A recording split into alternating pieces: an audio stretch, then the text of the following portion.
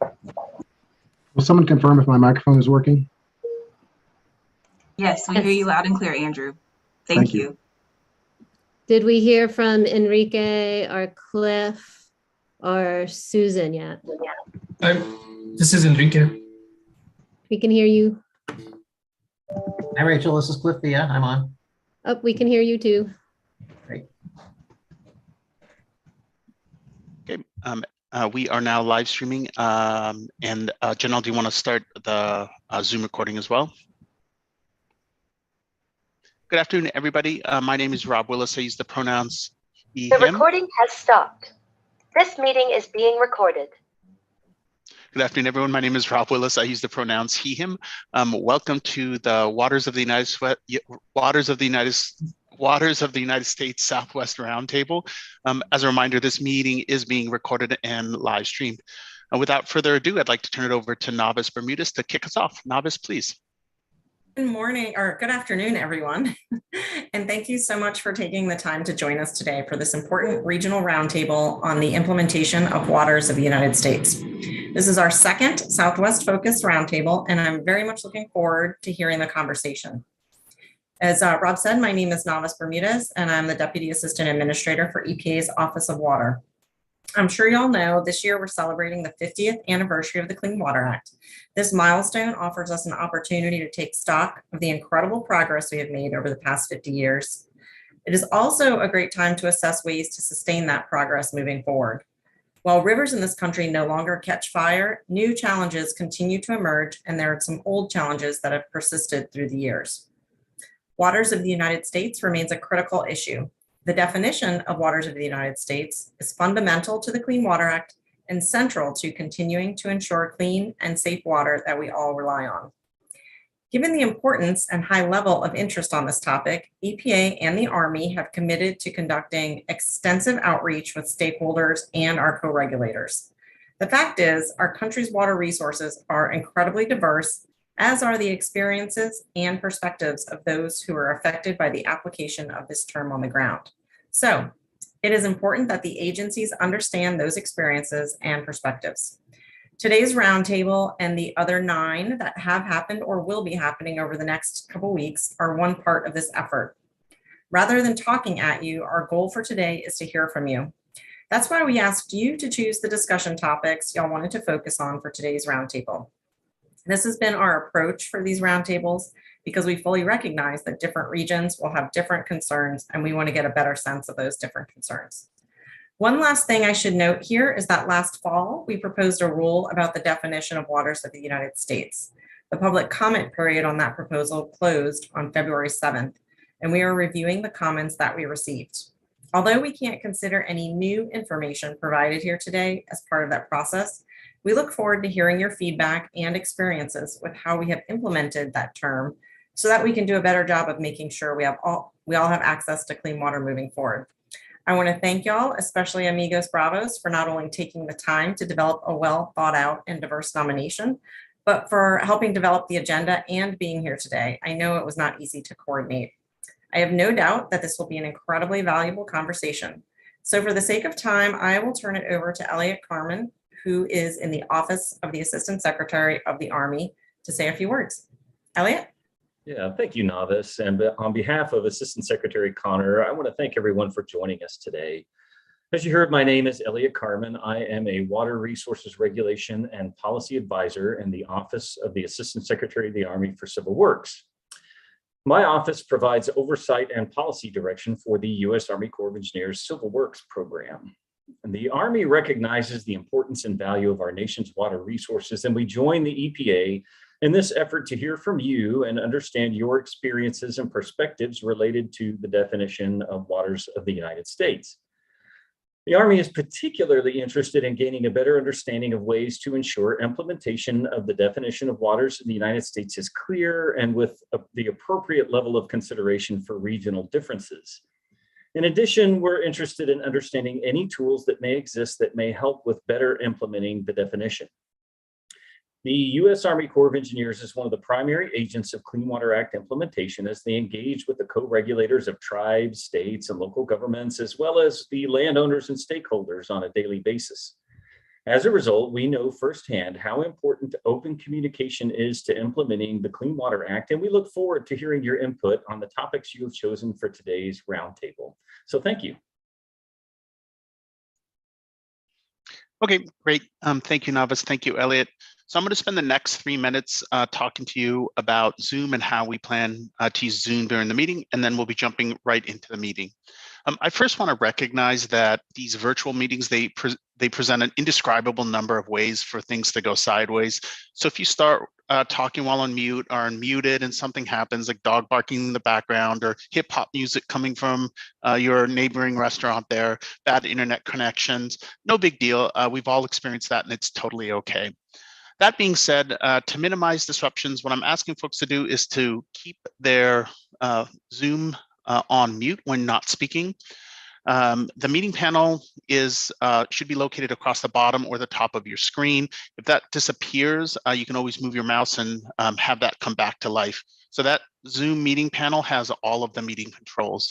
That old time looking microphone, that's the mute button. You can press that, it'll turn red and a red line will go through it and that'll indicate that it's muted.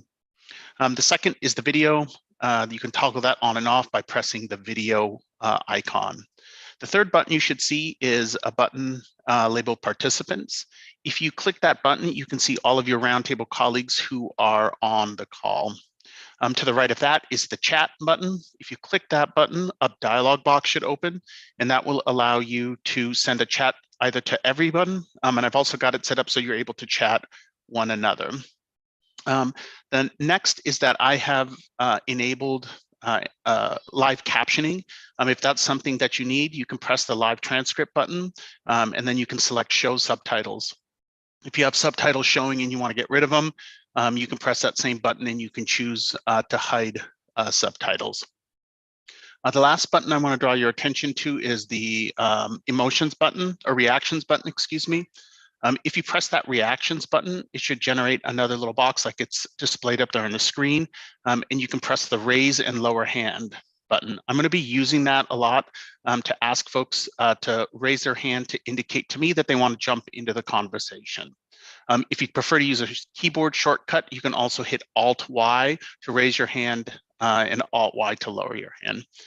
One more thing I want to invite and ask folks to do is to rename yourself using Zoom.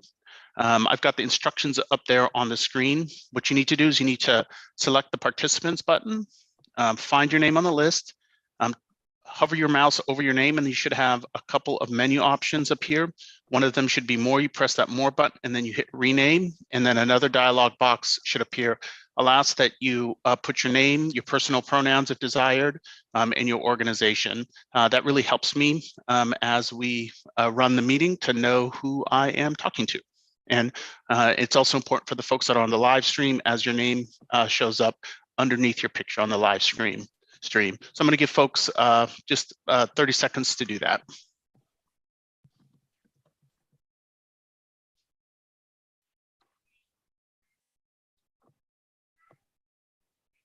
Great. Thank you, folks. I see that changing in real time. Okay, so how are we going to spend the next 2 hours and 20 minutes? So what we're going to do is we've got 4 distinct parts of this roundtable. The first is a set of introductions. I know that Rachel's been working with you to come up with some slides and pictures. I'm very, very excited for the introductions. And so the way we're going to run that is I ask folks to keep your introductions to under 3 minutes. And we've got a discussion prompt and discussion question. Introduce yourselves, and you let me know when you want to advance the slides so I can be sure to share those photos. We then have 3 different discussion blocks of about 25 to 35 minutes each. What we'll do is we'll put a discussion question up on the screen. Rachel has identified the first individual to jump into the conversation I'll call on, and then I'm going to be inviting folks to organically jump into the conversation by raising their hands. So that is how we plan to spend our time together. So without further ado, I'd like to jump into the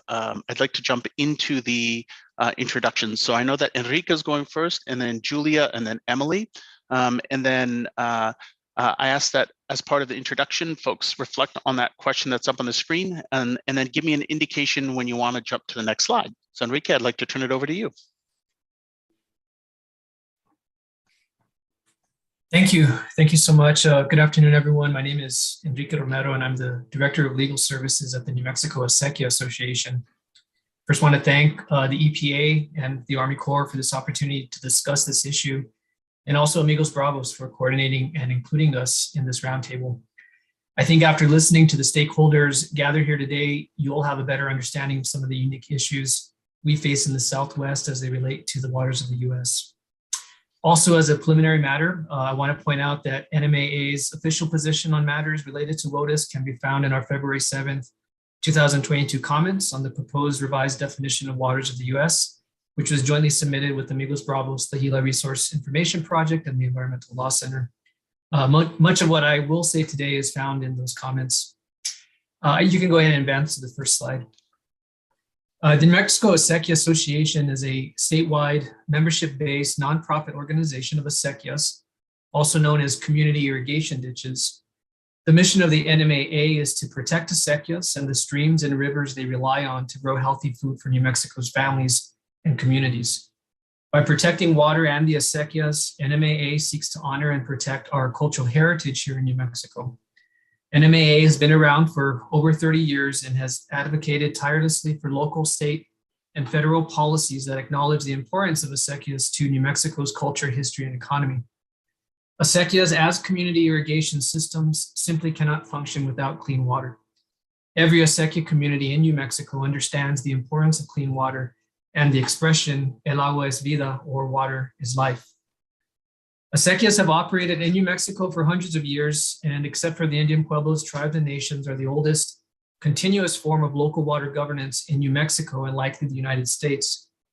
There are over 600 acequias in New Mexico, serving thousands of members or parciantes who irrigate nearly 200,000 acres in 2/3 of New Mexico's counties. The vast majority of acequias are earthen ditches like the ones shown in these pictures that take water from a stream or river and then wind their way sometimes uphill to farms and ranches to deliver water to parciantes. Where there's a river or stream in New Mexico, you will find at least one acequia. As mentioned above, acequias are more than a conveyance system. Not only are they recognized under state law as political subdivisions of the state, acequias serve as a cultural backbone in many of the rural, predominantly Hispanic communities in New Mexico. You can go on to the next slide.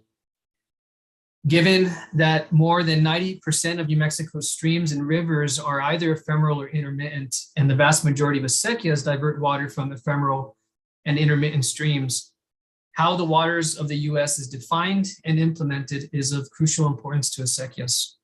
Simply put, the issue of clean water is central to the continued existence of acequia communities.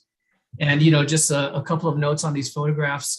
You saw the ones before. That's, again, very typical of acequias in New Mexico, these earthen ditches that have been around for hundreds of years, still continuing to take water. The gentleman there is a mayordomo. He's sort of in some places referred to as a ditch boss. In acequia communities, he's the mayordomo that distributes water equitably to the parciantes who are members on the acequias. The next photographs, one of them, again, is a family farm. Again, this is sort of very typical of acequia farming traditions. And then that map there shows you where acequias are found. Most of them are found in northern New Mexico, but we also have some in southern New Mexico as well. Again, you can kind of see the main rivers, the Rio Grande, the Pecos River, the Rio Chama, the San Juan River, but even within these main rivers, acequias for the most part are taking off of tributaries. And again, those are mostly ephemeral and intermittent tributaries. That's all that I have. I appreciate, again, the opportunity today. Enrique, thank you. Julia, jump right in. Hi, everyone. Thank you for the opportunity to talk with you today. I'm from Pima County. It's an area that includes Tucson and also a great deal of tribally managed lands and federally managed lands. I'm here in the Office of Sustainability and Conservation. And if I could have the first slide, please. So I'm here because our communities depend entirely on the Clean Water Act's protection. Anything that reduces the scope of the Clean Water Act is a grave concern to our County Board of Supervisors. Basically back in 2008, the Pima County Board resolved and continues to resolve to support a definition of waters of the US that will include ephemeral streams. I mean, that's the way it's been since 1986 here in our community, that we've always included the ephemeral streams. We're also concerned about the perennial headwaters that lie above them. And this is exemplified by these wetlands, which lie within the Buenos Aires National Wildlife Refuge. The Corps has determined that the downstream locations in this watershed are already too distant from traditionally navigable waters to be protected. So that means that protections for headwaters like these are being lost in the process. So we're a county of about 1 million people, and it's hot and dry here. The vast majority of the streams are ephemeral, but our residents recognize that the water supply that we get, a lot of it comes from runoff that is infiltrated into our ephemeral stream beds. And Pima County residents also know that the pollutants that are dumped onto the land and into the dry washes make their way into our water supplies. You know, we have a TCE plume here that's affected low-income communities in South Tucson. We are seeing more recently PFAS discharges to washes basically near airports that have closed various municipal wells. So this is a serious issue about what gets into streams, even dry ones. Next slide, please. I wanted to show you the Santa Cruz River here because this is a stream that kind of illustrates the complexity of some of these questions about whether streams are ephemeral, perennial, or intermittent. So it's a stream that used to be historically perennial, but became ephemeral due to groundwater pumping. But because of the Clean Water Act and the values that we place on clean water here, and our ratepayers, and we operate a treatment system here at the county level that serves about 500,000 people. And our ratepayers have invested hundreds of millions of dollars to improve the sewage treatment systems along the river. The treated effluent has turned a stream that had been ephemeral for many decades because of the groundwater pumping back to a perennial stream. And that is highly valued by our residents. The river now supports a lot of different kinds of wildlife, including the endangered Gila top minnow, and is regarded as a community asset. So I thank you very much for the opportunity to be here today and look forward to our discussions. Great, thank you. Emily, you're up next, and then Ian. Emily? Thank you. Could you go to the next slide, please? So I'm a full-time farmer in northeastern Oklahoma, and I depend on clean water for my livelihood and for my farm. We live on a very beautiful and historically uniquely clean creek, and one that provides habitat for rare and threatened species. It's called Spring Creek. And you can see through the pictures here that we're on the sort of edge of the eastern woodlands and beginning to the arid west.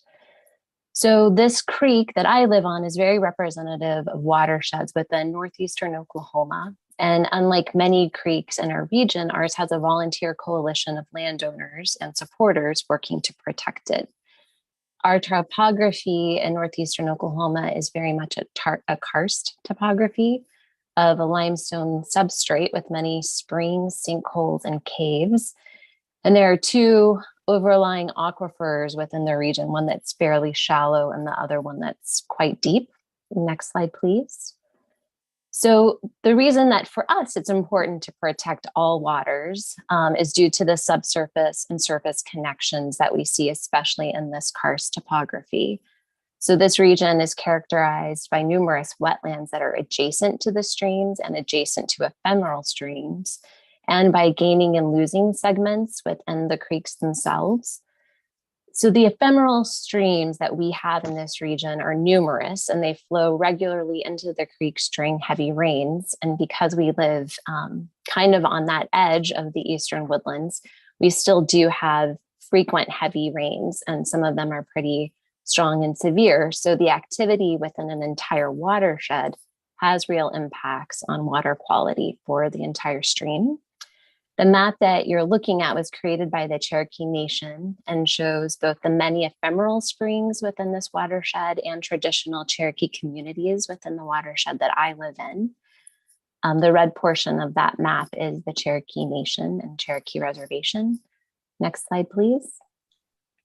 So the recent construction of hundreds of poultry barns in our area, holding 50,000 chickens per barn, and the subsequent increase in poultry litter applications to fields and pastures concerns us greatly within this northeastern Oklahoma region. And in response to the influx of unregulated litter, our coalition has initiated water testing on our creek. That started about 1.5 years ago. And the data is already showing increases in phosphorus and nitrogen as a result of those poultry litter applications. They're often on fields that flow through ephemeral streams, springs, and wetlands. And even if these features aren't on the litter applied land, runoff from rainwater ensures that this water will make its way into creeks. So finally, the landowners are actually encouraged by our State Department of Agriculture to apply surface poultry litter just before a rain. So I'm really looking forward to the conversation this afternoon as a concerned farmer, landowner, and citizen. Thank you. Emily, thank you. I've got Ian, then Susan, then Marcy. Ian. Hi, my name is Ian Thomas Tafoya, and I am the Colorado State Director for Green Latinos. I am here in Denver, Colorado, but I work across the state. My ancestors are Wingay, Hickory, Apache, and some of the first New Mexicans here when the border between Colorado and New Mexico were drawn, but really from the headwaters of the Rio Grande. And if you look at the maps of the ephemeral streams and the impacts that could have happened under the WOTUS changes previously, had a massive impact into the headwaters of the Rio Grande, but it impacted a great majority of the state, but moreover, into communities that were predominantly Latino. When you talk about those along the Front Range, up along the South Platte River that are headed to Nebraska, these are all communities that had the highest impacts that were possible from these impacts of ephemeral streams. And with climate crisis and what we continue to hear out of NOAA and here that's based here in Colorado, that we're going to be on a trajectory to look more like Arizona, where we're expected to see many, many more of our streams are going to be impacted in this kind of way. For years, even before I worked with Green Latinos, I traveled to be an advocate to oppose these kind of changes that would open up more toxics that we know flow into our communities when it does rain, and we know the rains do come. I think what's been frustrating for me back and forth between these administrations is that we're just continuing to spin our wheels and spending more and more resources. You know, dredge and fill was one that wasn't particularly brought up by communities as we continue to expand. Colorado is a state that is growing in population, and we do have concerns over the impacts of property development and how it is going to impact our waterways in the long term and our wetlands and the animals that exist within them. It's my understanding that the state of Colorado actually sued to stop the previous rule from taking place, at least with the navigable waters. And so, you know, we are in a balance here of trying to work with the federal government, but I think we're in a place that we will go beyond to protect ourselves if we need to be. But we believe that everyone should have the same kind of protections, whether you live in Alabama or Colorado. Thanks.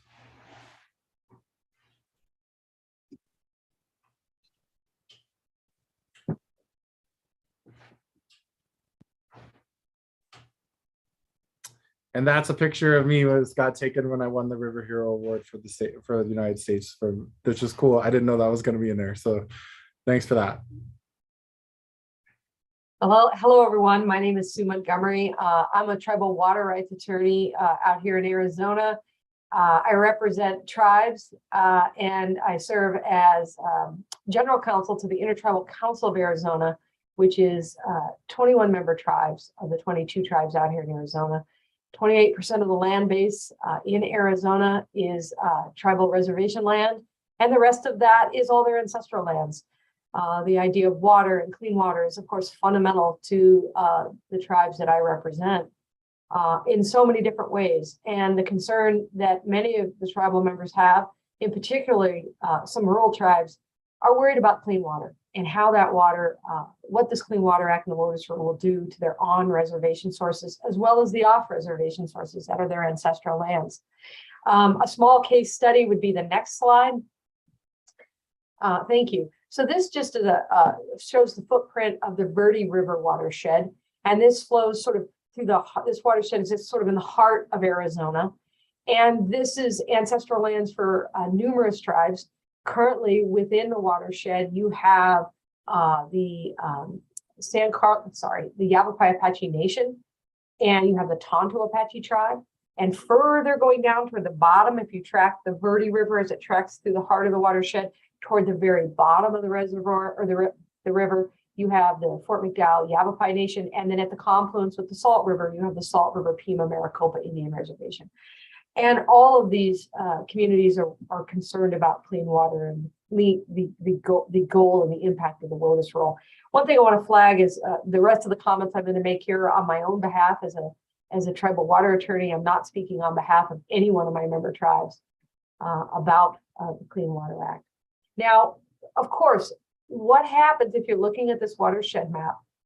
What happens to ephemeral waters? What happens to intermittent waters directly will impact ultimately the tributaries of Oak Creek, the tributaries of Wet Beaver Creek, and the Verde River itself. And why the Verde River is perennial through much of its length. Obviously, what happens to the ephemeral waters and the intermittent waters is key. And so how this rule is going to affect those waters is going to directly go to the clean water in the Verde. And if you go to the next slide,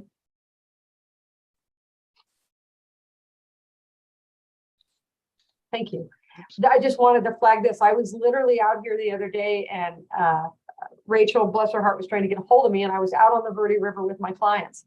And this is the Verde River, right where it goes through the Yavapai Apache Nation. They have installed the United States Geological Survey gauge in partnership with the USGS around this spot on the Verde River as it flows to the heart of the reservation to monitor the quantity of water and the flow. But one of their biggest challenges is what happens to the quality of water, and particularly in the headwaters of the Verde and its tributaries, as I said. And they have very little, of course, ability to, they are not treated as a state. They don't have the capacity for that. And so what happens off the reservation to these tributaries directly impacts the water that is flowing through the very heart of the reservation, which is not only part of their drinking water supply as it infiltrates into the alluvial aquifer and they pump it out and drink it, but it also goes to the very heart and identity and culture and religious practices of this tribe. And so they're doing everything they can with their resources, but what happens with this Clean Water Act will directly affect this river and this part of the river as it flows to the reservation.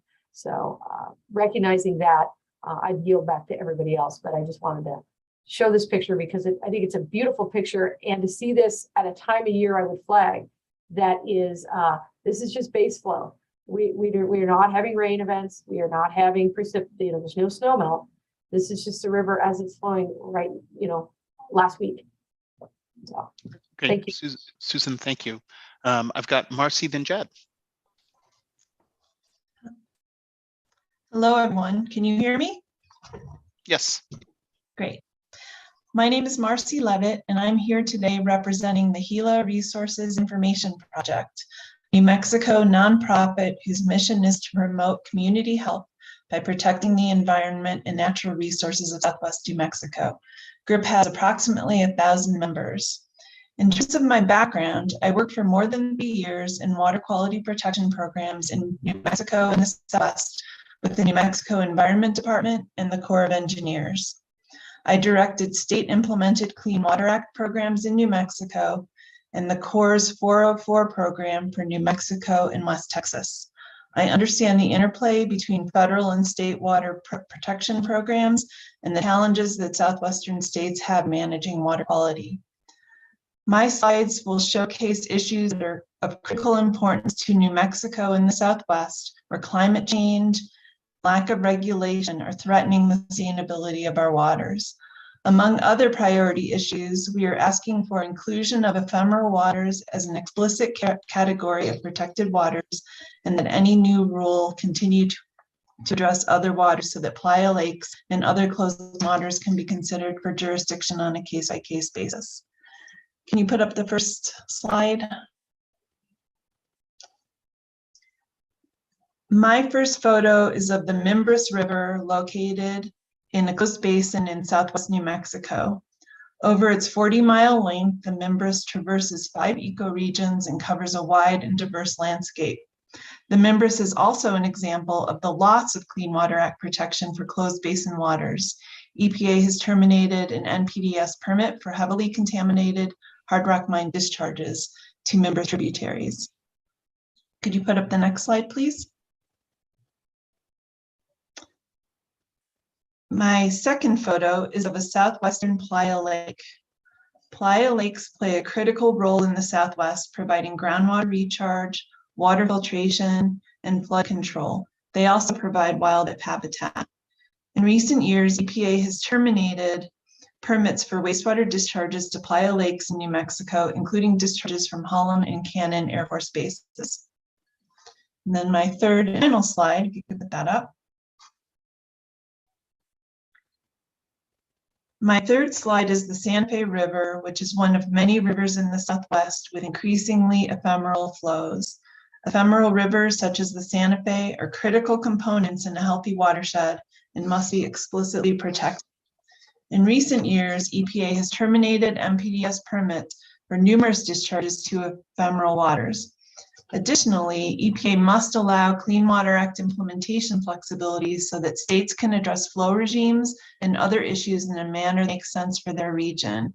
New Mexico has a long-standing hydrology protocol that works well here, and it should be allowed to stand. We urge to specifically address the unique issues, challenges faced by water managers and users in the Southwest. And thank you for the opportunity to participate in this roundtable. Great. Marcy, thank you. So I think Jed was not able to make it. So Sister Brown, we are coming over to you. Good afternoon, and thank you everyone for this opportunity to speak. My name is Joan Brown. I'm a Franciscan sister, and I'm the Executive Director of New Mexico and El Paso Region Interfaith Power and Light. We work with faith communities, hundreds of them and thousands of people all across New Mexico and the border area to address climate change proactively and creatively, and water is an integral part of that. We continue to see that, especially now with the ongoing droughts and floods and the effects of that. And I'm also a co-founder of and part of the Partnership for Earth Spirituality, which is part of a group called Communities for Clean Water, which addresses the water concerns around Los Alamos National Labs in northern New Mexico. And that group in the past has taken on water as a very big concern as well, and created what was called the Water Sacred Trust Map to help educate people about surface waters, ephemeral and intermittent waters, and how that affects us all. So next slide, please.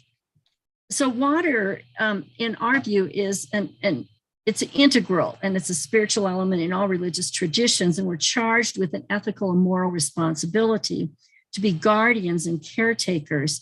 And even more than that, as a Franciscan, we see water as a sister. Sister water for Francis was humble, useful, precious, and pure.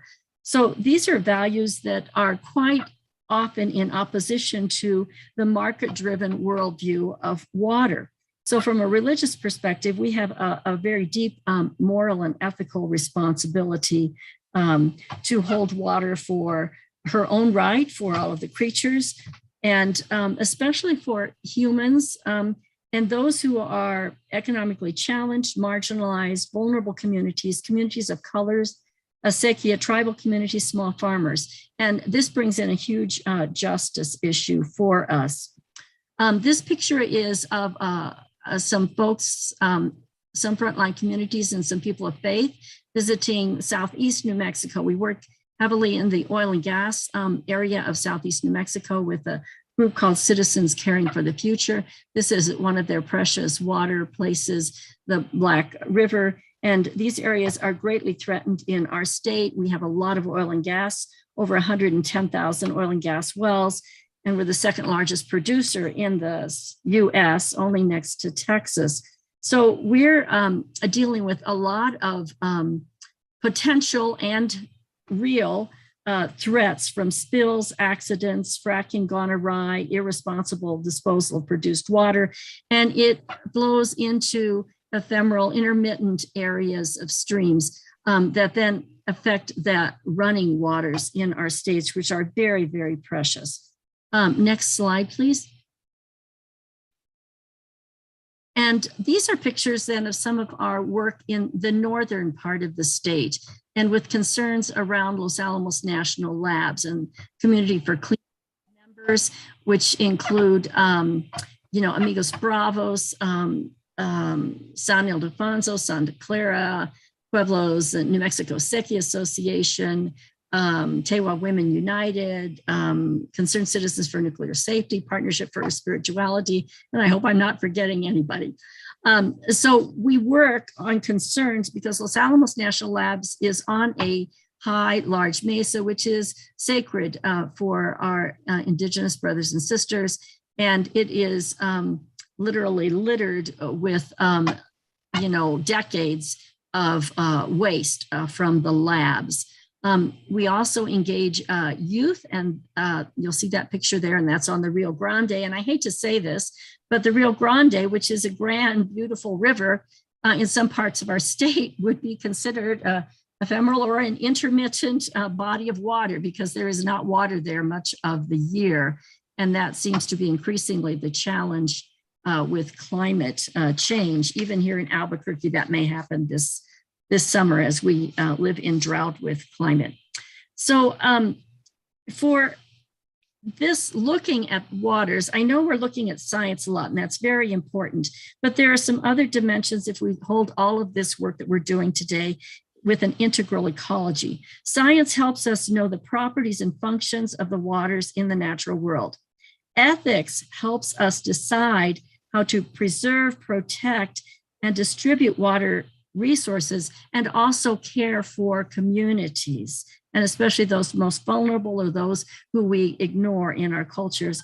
And then finally, spirituality helps us to identify our core convictions about the meaning and value of water. And we cannot make any of these decisions, I believe, unless we hold all three of those pillars in hand. So thank you so much. Thank you. I've got Brian and then Mac. Brian?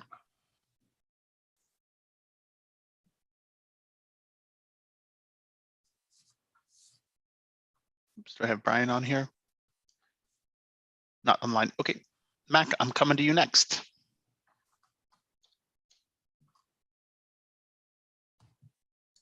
Right on.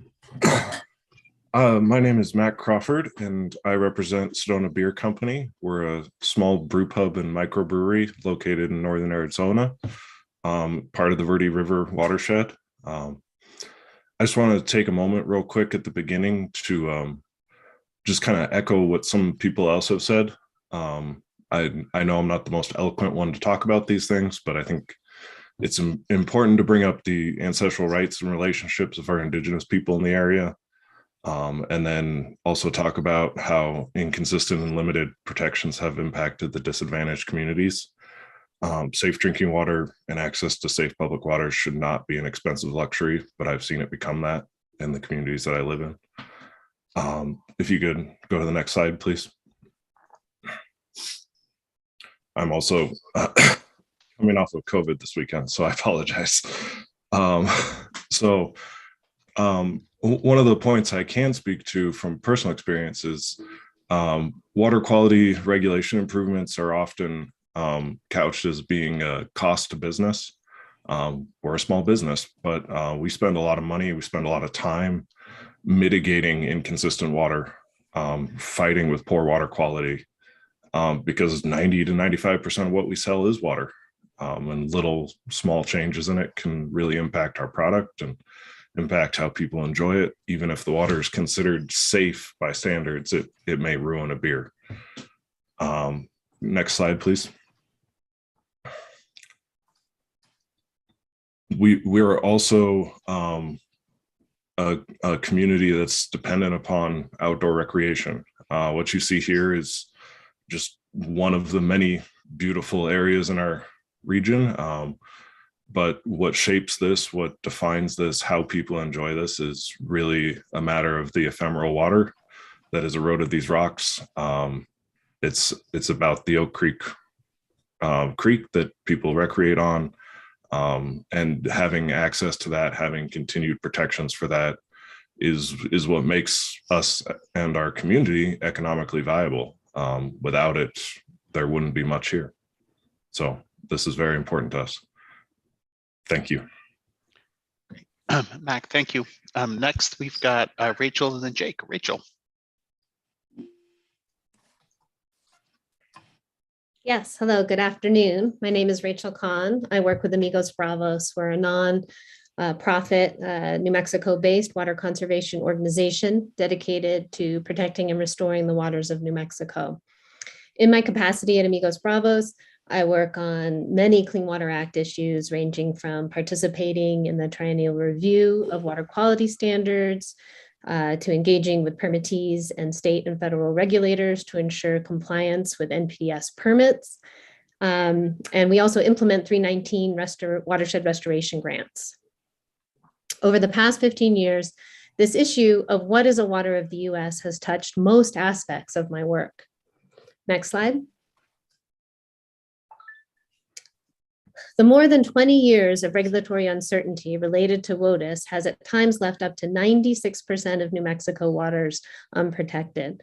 The image on the left shows in red both the ephemeral drainages and closed basins in New Mexico.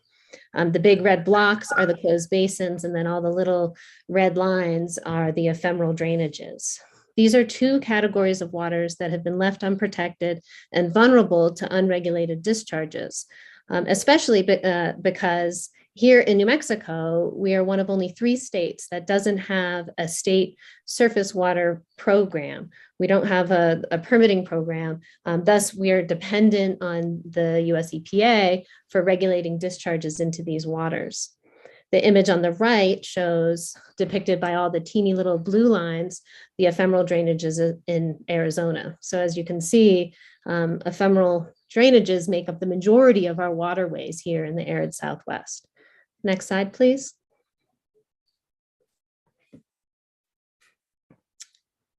This next slide shows a couple of headwater wet meadow wetlands in New Mexico. I wanted to show this slide because they don't look like the stereotypical wetlands with cattails and standing water that are more predominant in maybe the east or the west, more wet areas.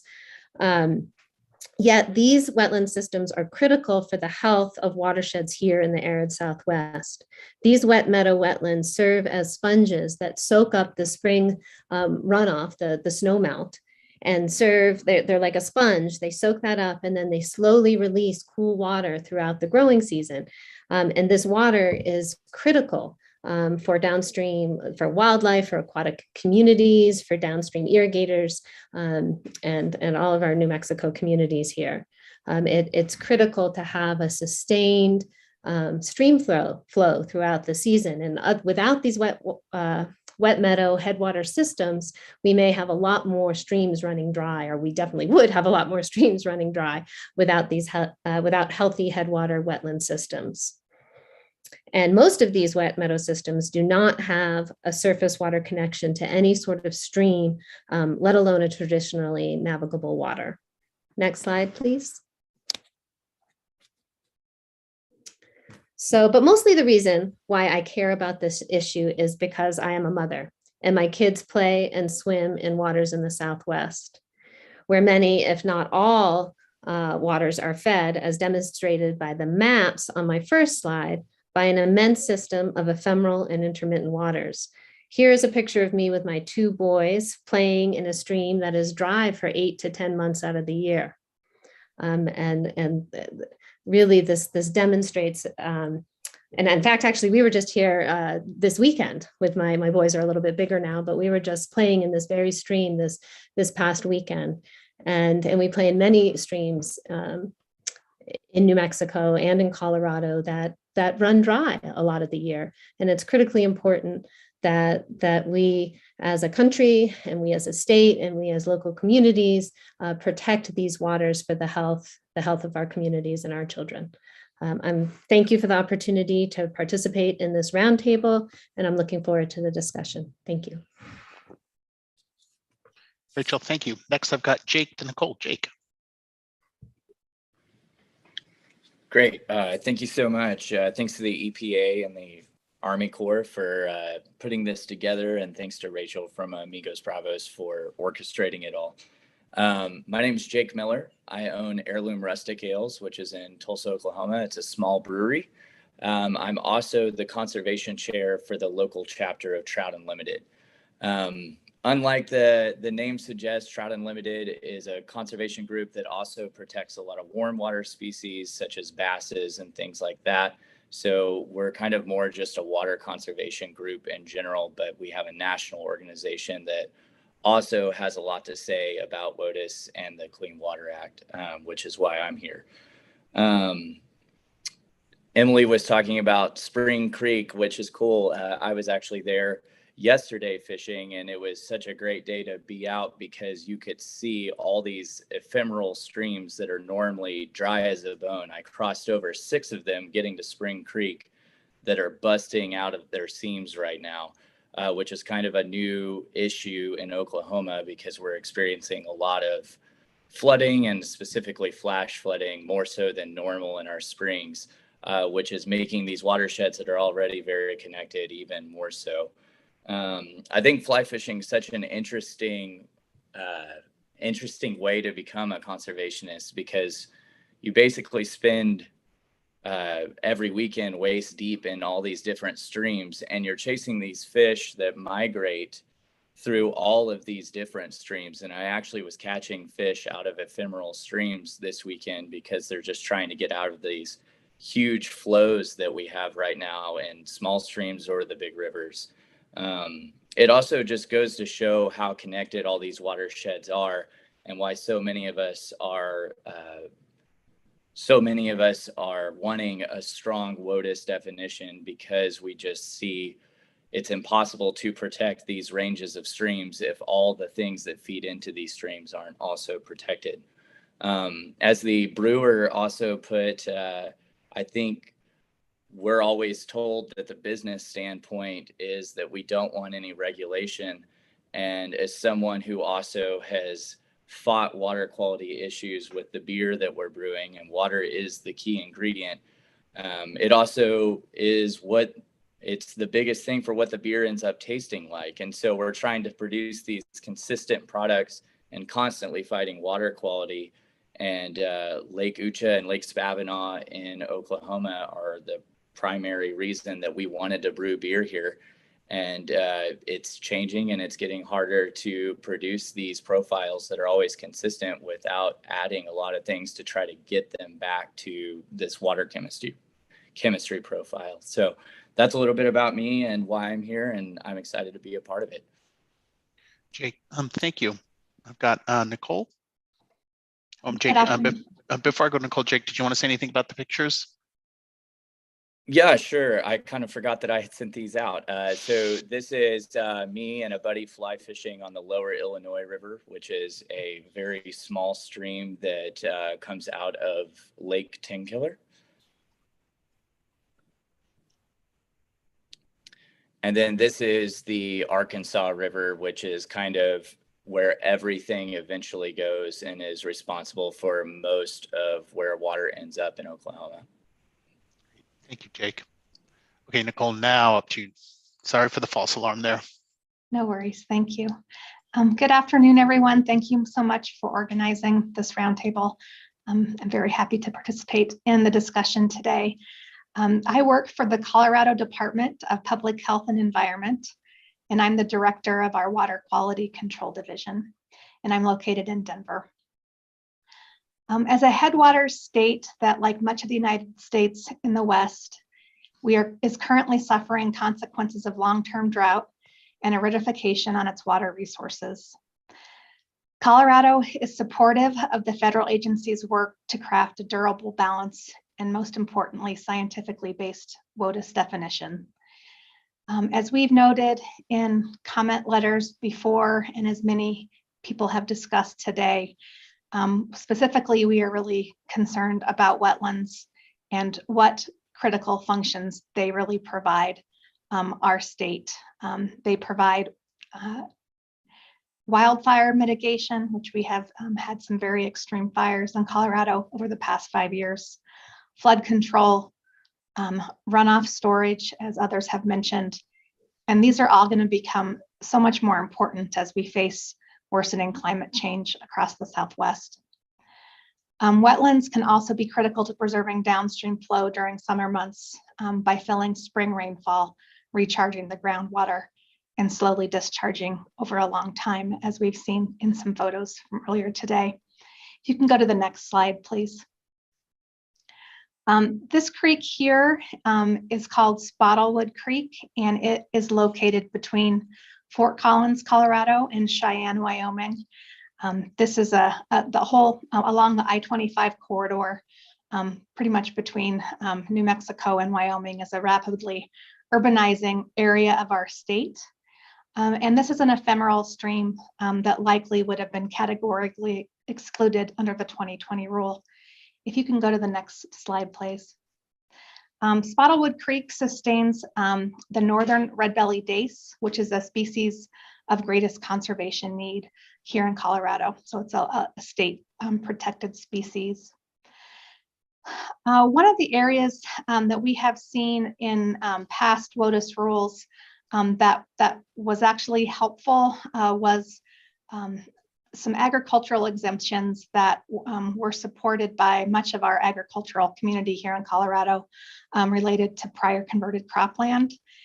So that is one area that when we look at past rules of a place where we did see some usefulness as part of the 2020 rule, and in particular how irrigation ditches were managed under previous rules as well, and the Clean Water Act recapture provision.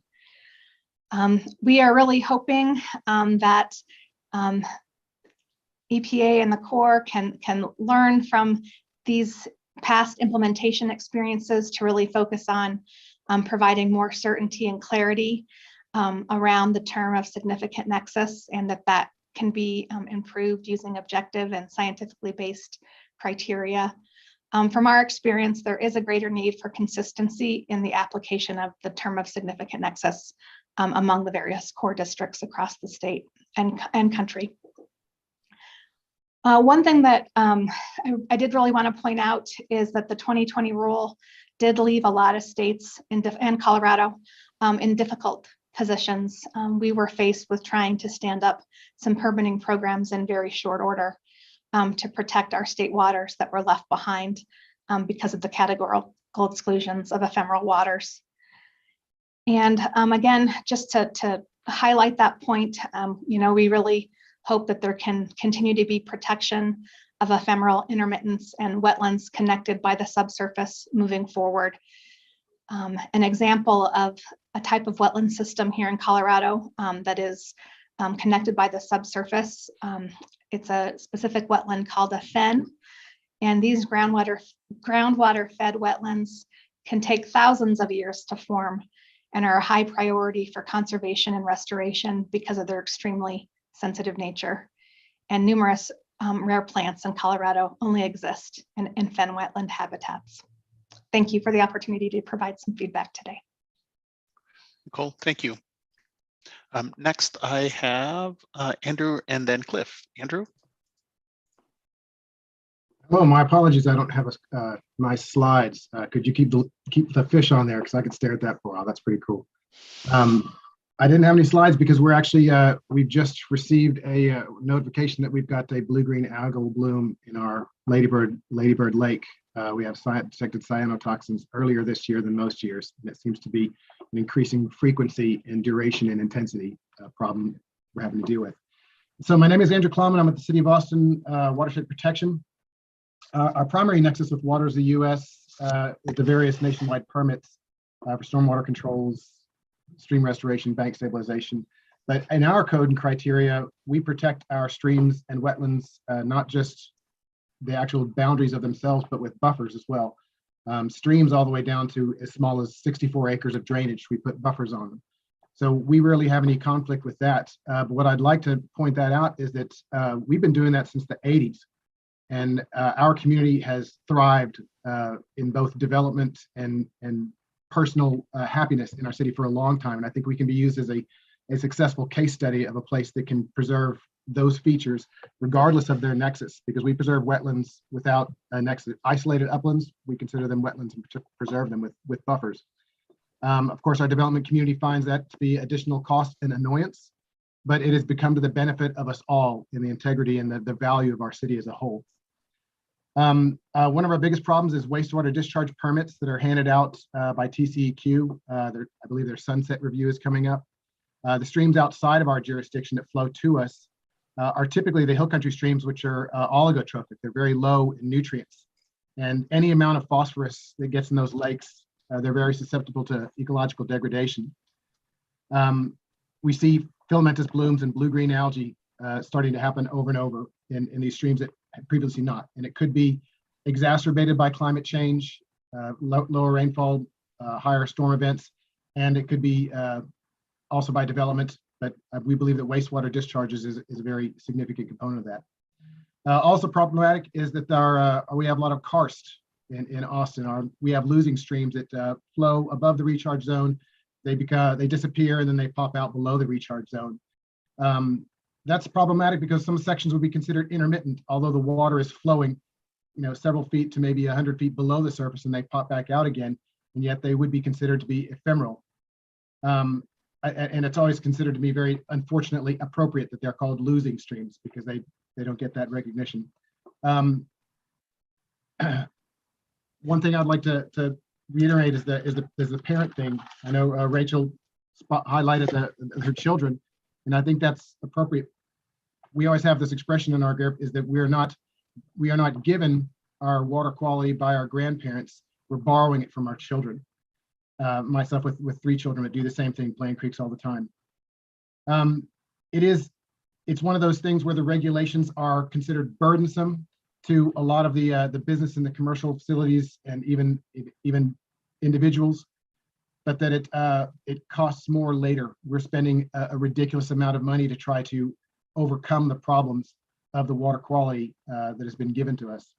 And the same development community that profits from the subdivisions and the discharge permits is the same one that uses advertising of our cool, clear waters to come and live in these places. Kind of an odd juxtaposition. That's what I have. Thank you. Great. Andrew, thank you. Next, I have Cliff. Cliff, please. Good afternoon. My name is Cliff Villa from the University of New Mexico School of Law. I teach and write in the areas of environmental law and environmental justice. I also act as a supervising attorney in our Natural Resources and Environmental Law Clinic. I am not here today, however, representing any individual client of the clinic. I'm really speaking in my personal capacity. My family is from New Mexico. We have lived in the Albuquerque area for more than 300 years. We are the heirs of the Etrusko land grant from the year 1692. Growing up in New Mexico, I could not appreciate what it means to steward land for 300 years. But next slide, please. I did appreciate the waters of New Mexico in places like this. This is Navajo Lake, Sims Mesa in northern New Mexico. It's fed by the San Juan River. This is the place where I learned to swim and learn to fish and take my own kids today. This photo actually shows the sort of ravages of climate change. Over 50 years of coming here, you should not be able to see the marina. The lake has shrunk and shrunk and shrunk dramatically over the time I've been there. But I came to love the outdoors through places like Navajo Lake, and that inspired me to pursue work in the field of environmental protection. I went to law school specifically to study environmental law. I spent more than 20 years as an attorney for the U.S. Environmental Protection Agency, offices in headquarters in Denver and Seattle. I love my work at EPA, but eventually the University of New Mexico called me home to spend my time teaching, where I am delighted to be here today. Next slide, please. As a kid growing up and now as an adult, I get to enjoy places like this in northern New Mexico. This is the East Fork of the Jemez River. It is protected now by the National Park Service. However, as the Jemez River leaves the National Preserve, it goes through places including the Pueblo of Jemez, where it may be considered an ephemeral water and not protected. And it is absolutely threatened by upstream mines, pumice mines, copper mines, and other potential contributors to contamination. Next slide, please. And as you heard from Rachel and others, most of the water in New Mexico is ephemeral. According to the Mexico Environment Department, approximately 89% of our water is ephemeral. This is the Rio Puerco on the Pueblo of Laguna. This water is essential to the civilization and the community of Pueblo people in the area, including Pueblo of Laguna. It is often dry like this, but you could see distinct banks, you could see vegetation. It is essential for recharging groundwater, for providing irrigation, and essential for cultural purposes and other sort of things. So we're very concerned in New Mexico about protecting all of our waters, and particularly ephemeral waters. If we can't protect ephemeral waters in New Mexico, we can't protect almost 90% of the waters that we have. We are the desert. We're pretty good at conserving water and living within what we have, but we absolutely need to protect the quality of the waters that we have. Thank you for your attention. Great. Cliff, thank you. And thank you all. What a moving set of introductions. I'm really appreciative of the time and attention you all put into that. So we have about 90 minutes and we've got 3 discussion blocks. So we're going to spend 30 to 35 minutes, give and take, on each discussion block. The first conversation and first discussion block here is on regional impact. So we've got a couple of the discussion questions that are up on the screen. The way we're going to manage this 35 minutes is that Rachel has helped identify a single person here, Julia, to start us off. After Julia goes, then I'm going to be asking folks to raise their hand by either hitting Alt-Y or hitting the reactions button and raise hand if they want to reflect and share on these discussion questions. So we probably have time and space for 10 to 12 sets of comments. And so please don't hesitate to hit Alt-Y to raise your hand to jump in and share your perspectives on these questions. And I am going to start with you, Julia. So please, Julia. Good, thanks. Yeah, so, we live in copper country here. So one of the big concerns for our Board of Supervisors is the different kinds of discharges to streams that come from mining. And that could be sediment, it could be heavy metals, and in some places it's increased salinity that is affecting water supply. We have whole valleys that are being filled with mining waste here. And back in 2008, the Corps issued these guidelines about how to evaluate the significant nexus. And under those guidelines, many Arizona mines, particularly in Pima County, have started getting these exemptions from the Clean Water Act through approved jurisdictional determinations. These are also called AJDs. So what we've seen in Pima County is that the scope of the Clean Water Act is shrinking year by year and project by project. So that's one of the reasons that the state has been developing its own program. And it's going to take years to develop it fully, but it's because a lot of the streams in Arizona already are not under the Clean Water Act as these AJDs pile up. So the question is really, can the new state program address the gap? And this is a relevant question, not just for Arizona, but for other places as well, because a lot of states don't have their own programs. They've relied entirely on the Clean Water Act. But the situation that I want you to be aware of is that the state legislation that's authorized Arizona's program has specifically and categorically prohibited the state from regulating discharges to ephemeral tributaries. And ephemeral tributaries are where the mines are located for the vast majority of these situations. So without the Clean Water Act, we're not going to see regulation of mine-related pollutants in the state of Arizona. And it's this combination of geography and legislative prohibition that makes this the case.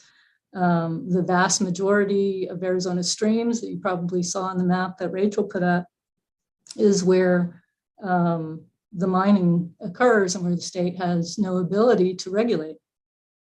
So the second issue I wanted to mention would be that to ask that you consider how the rule would affect the industrial discharge regulations that various regional sewer systems operate.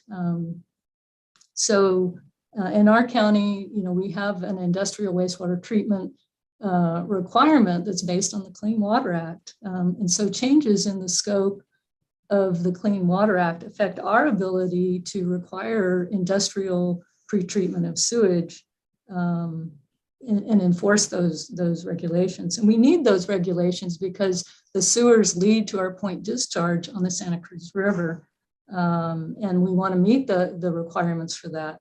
The regulations also that we take from the Clean Water Act, we impose on the industrial sector. We rely on those to assure that the populace at large, or the ratepayers at large, are not having to pay excessively an unfair proportion of the cost of treating the specific types of pollutants that are emitted by various industrial discharges. So those two considerations for you are the ones that I'd like to bring up. Thanks. Julia, thank you. I've got Rachel next in queue, and then Emily, and then Marcy. Rachel, please. Yes, thanks, Julia. Thanks, Rob. Let me lower my hand. Yeah, so I wanted to touch on the two issues that I showed in one of my slides, the ephemeral and closed basin waters of New Mexico. So closed basins make up 20% of the land area of New Mexico. And ephemeral waters, as Cliff mentioned, sorry, but I had controlled that. And ephemeral waters make up to 90% of our waters here. So these waters have critical importance to the state. Closed basins have a lot of agricultural activity. We have discharge permits, many discharge permits that discharge into closed basins. And historically, Clean Water Act protections prior to the 2015 rule, they were included under the regulations as jurisdictional closed basins under the other waters category in previous definitions of waters of the U.S. And this had long ensured that many of these waters, especially here in New Mexico, where we have so many of these closed basins, were protected. And so that other waters clause gave protection to other waters, not just closed basins, but any other waters that the use, degradation, or destruction of could affect interstate commerce. So without that other waters category included in implementing Clean Water Act protections, we're really at a loss for a lot of our waters, not only closed basins, we have playa lakes and cienagas. So lots of different types of waters here in the arid Southwest that are now left unprotected, and were left unprotected even under the 2015 rule. You have communities that really depend on that water. And we have a lot of discharges and polluting, creating activities that occur in these places that are really impacting water quality.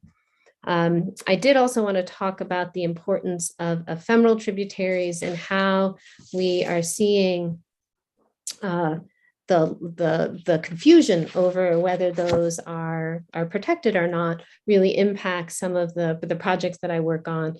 I think that it was Joan that brought up the point about communities for clean water and the discharges from Los Alamos National Laboratory. That was the home of the Manhattan Project. There's a lot of historic pollution at that site.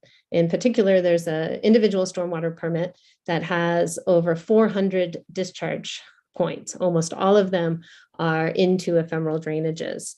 And the lab sits on a plateau. It sits on a flat area above a river, above the Rio Grande.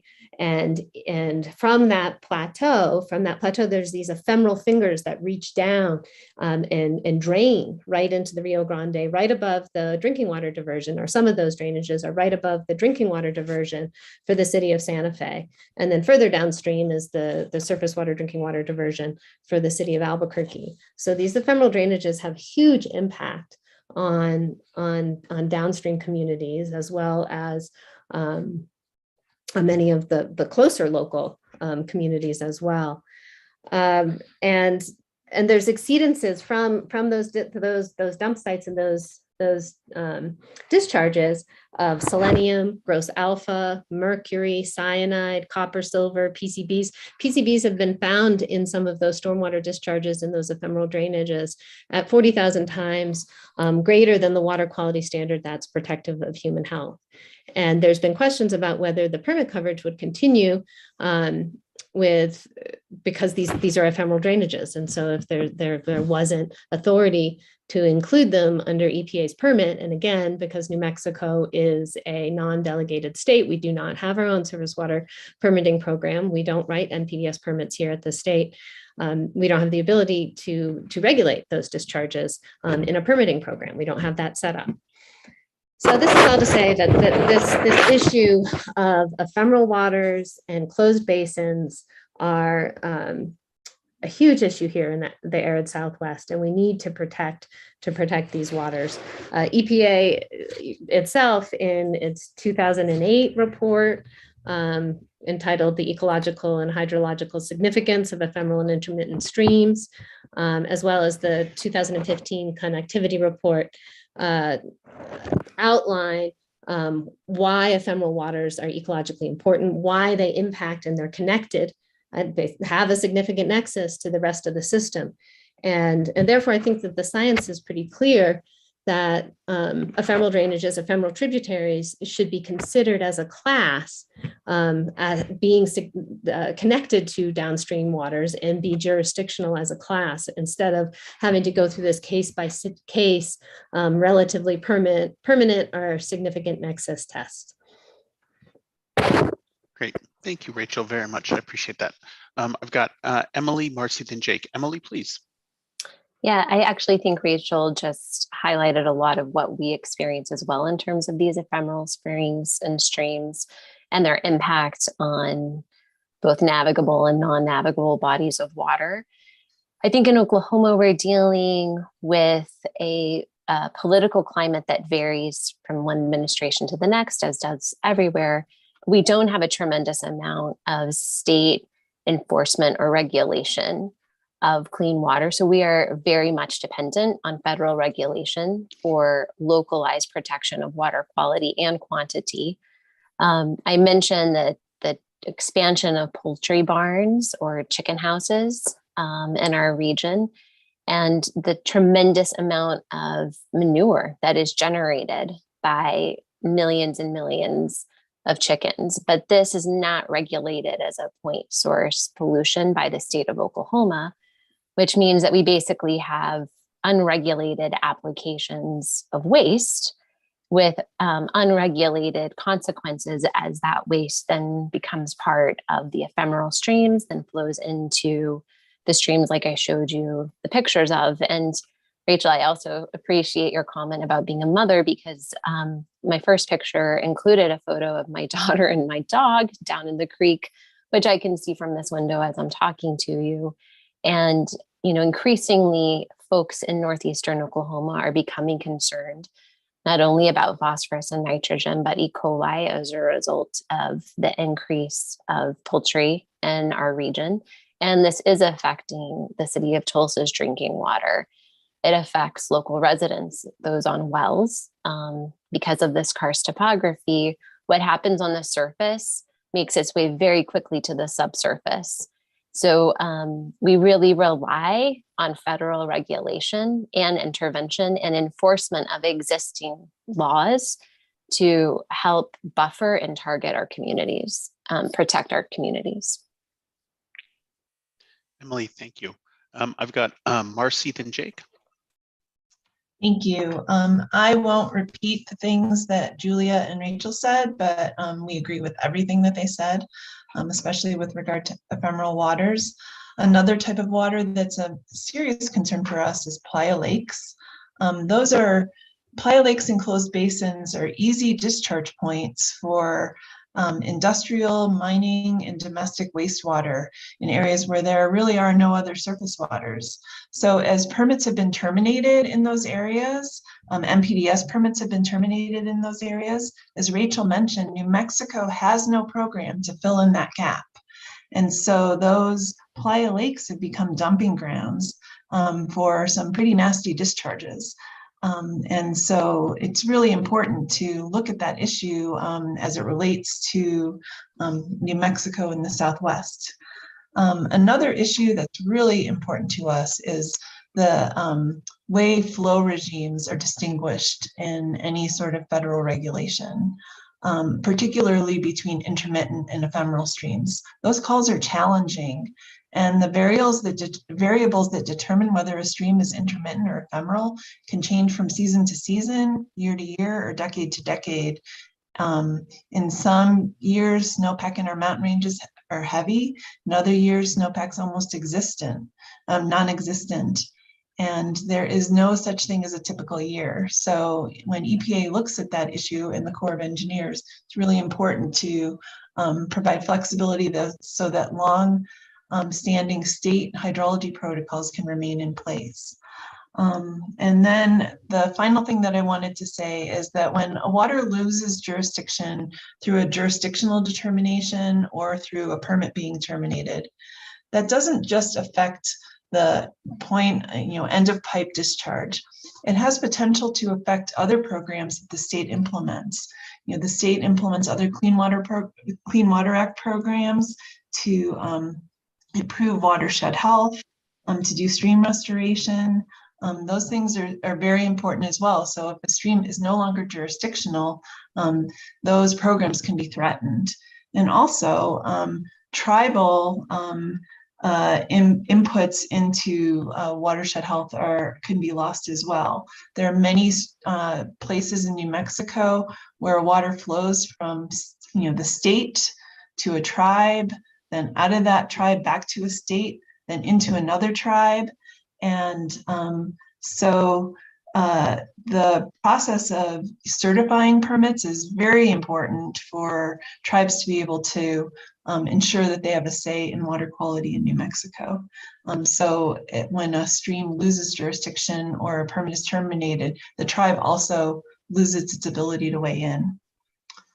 Thank you. Marcy, thank you. I've got Jake that's next. And then after Jake, I don't have anyone in the queue, and we definitely have time for folks to reflect on these discussion questions. So please do not hesitate to hit Alt-Y to raise your hand.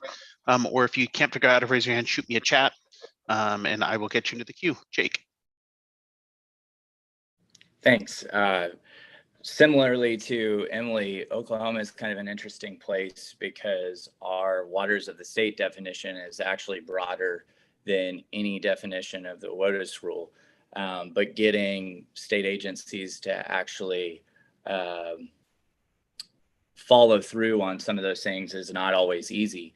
And this really shows up in the commercial chicken farming industry. In 2012, Oklahoma obtained regulatory oversight from the EPA of CAFOs. And at that time, there were 626 CAFOs or commercial farming or operations listed in Oklahoma. Since the state has taken over, there are now only 39. And we know that even in just 2019 and 2020, that another 160 CAFOs were built. So we have a bunch of these huge factory farms that are not being properly permitted or regulated by the state.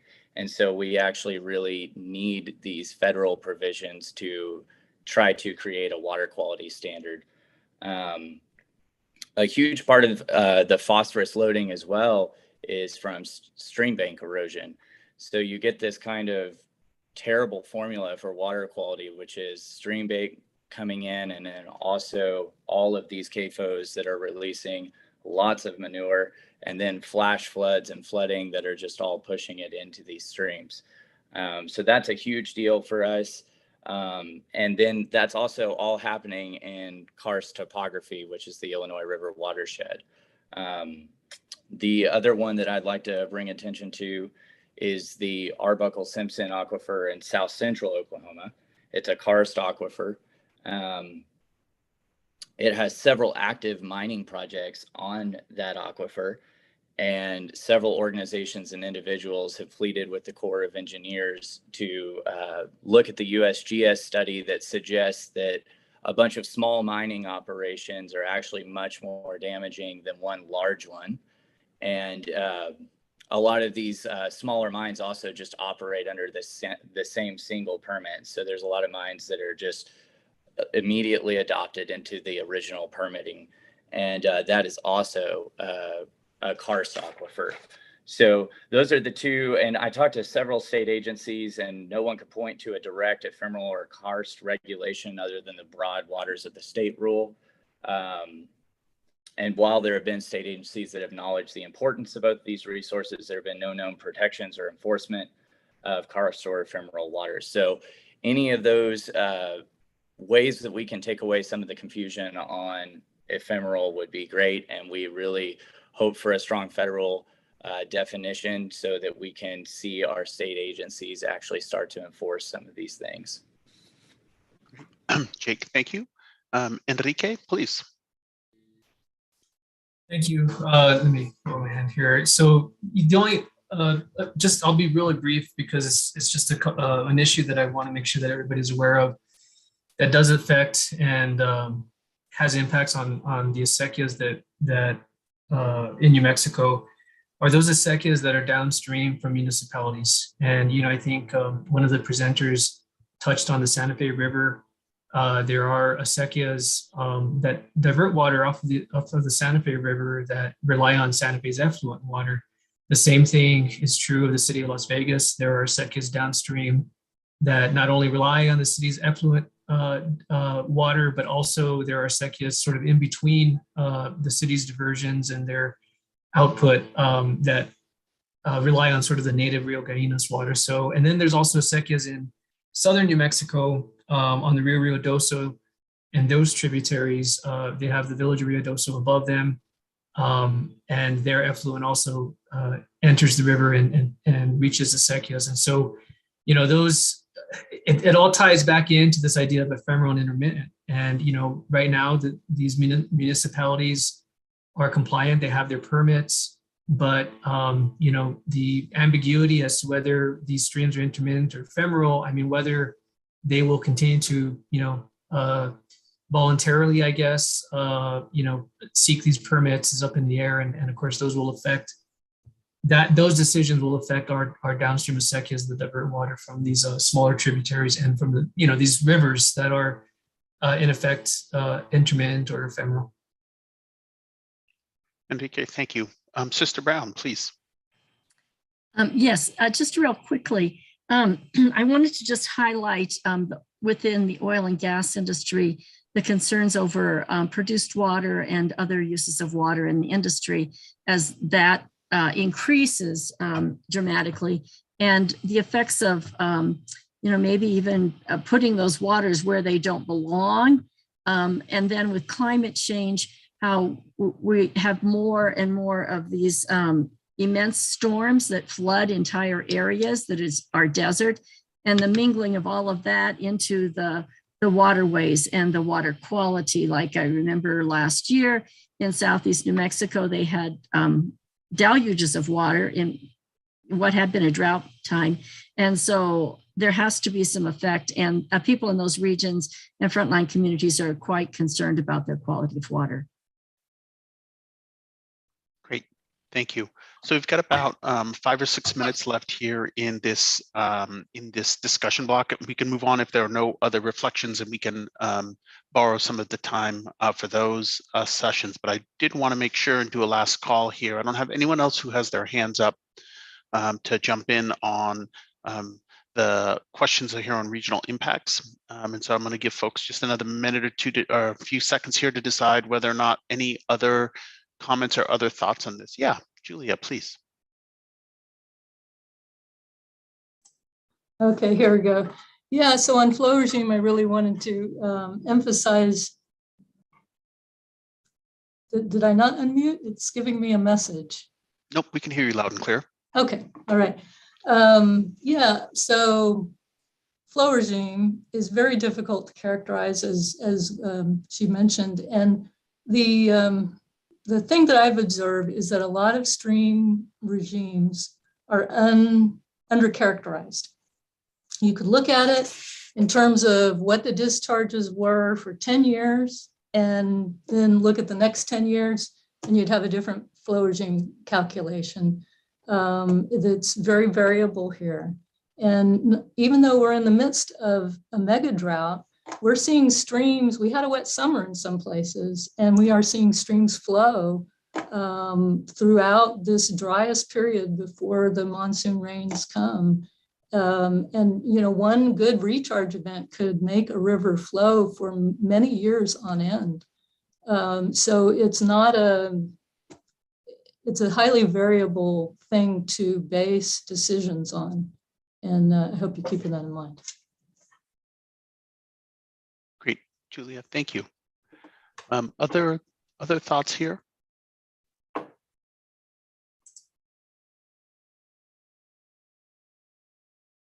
Okay.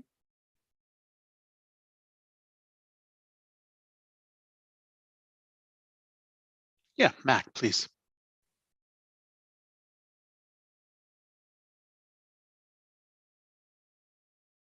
No, I am not hearing you right now, so it sounds like you might be locally muted. How about now?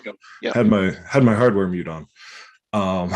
So kind of a simplistic summary of what I'm kind of hearing and what I've experienced is a lot of our region is kind of in a political climate of limited regulation, if you will, to the point of like in Arizona where there'll be some local jurisdictions try and regulate stuff, and at the state level it gets knocked down.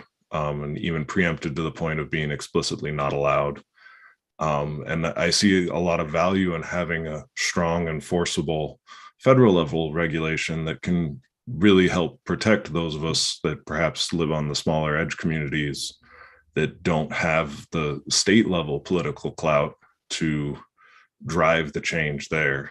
I heard the case with Jake in Oklahoma, like that's parallel to what we do. Julia brought it up in the chat, like smaller communities need the protection from the federal level to help us, address these concerns, because, my lobbying power is a lot smaller than some of the mining companies and all that operate in our region. So. Great. Mac, thank you. Okay, last call for comments here. On this discussion block, there'll be many, many other opportunities here. Okay, sweet. So I am going to switch now to discussion block number 2. Discussion block number 2, and you should, oops, went too fast there, has a question on environmental justice in underserved communities.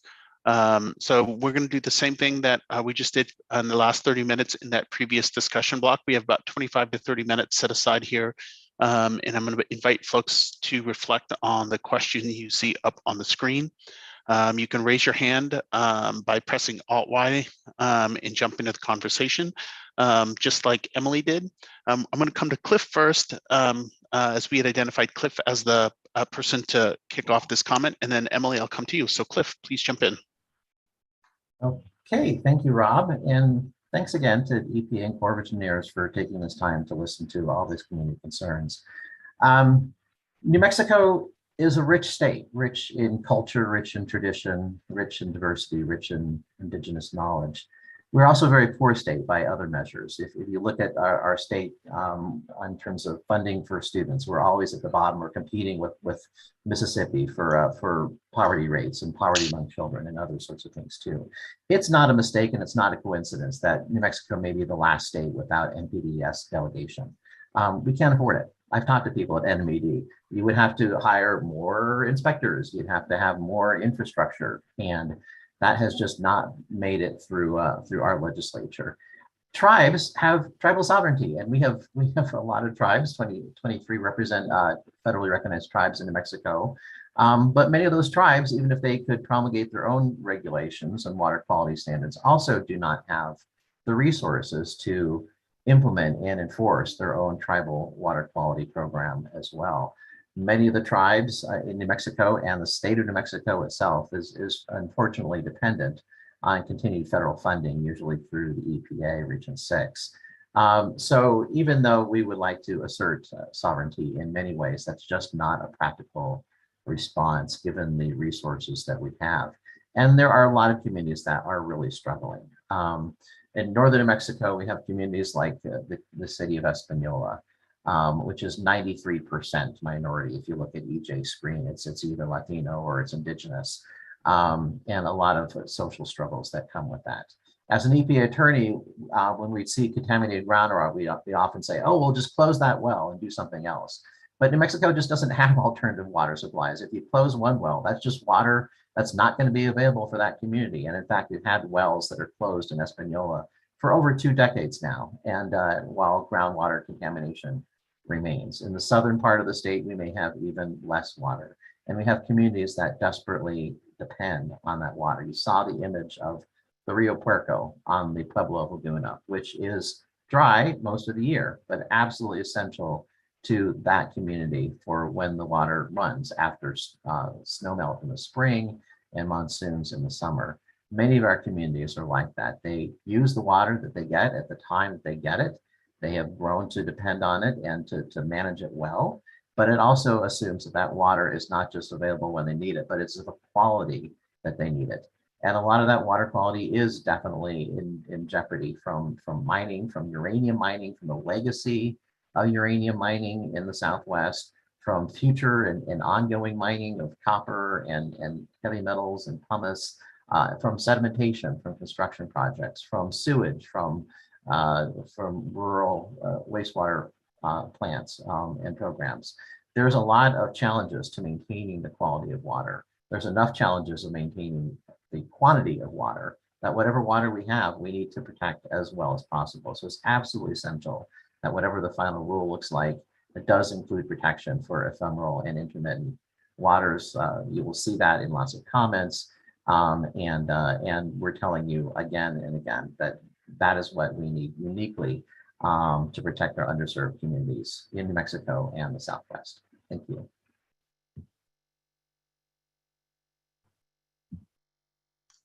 Cliff, thank you. Emily, I don't know if the timing still works for you, but you're up next. If not, I can come back to you. Emily? Yeah, no, that's fine. Thanks.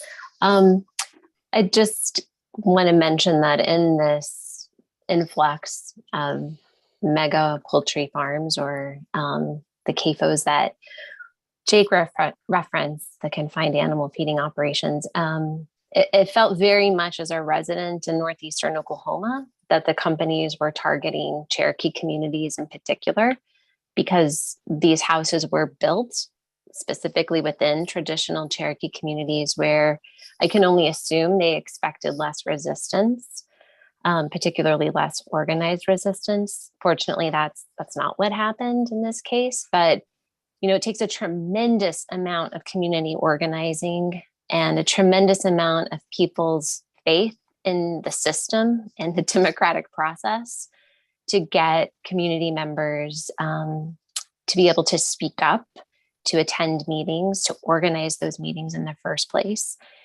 And when people then do make calls and do try to report what they perceive as possible infractions of regulations or just expressing concerns,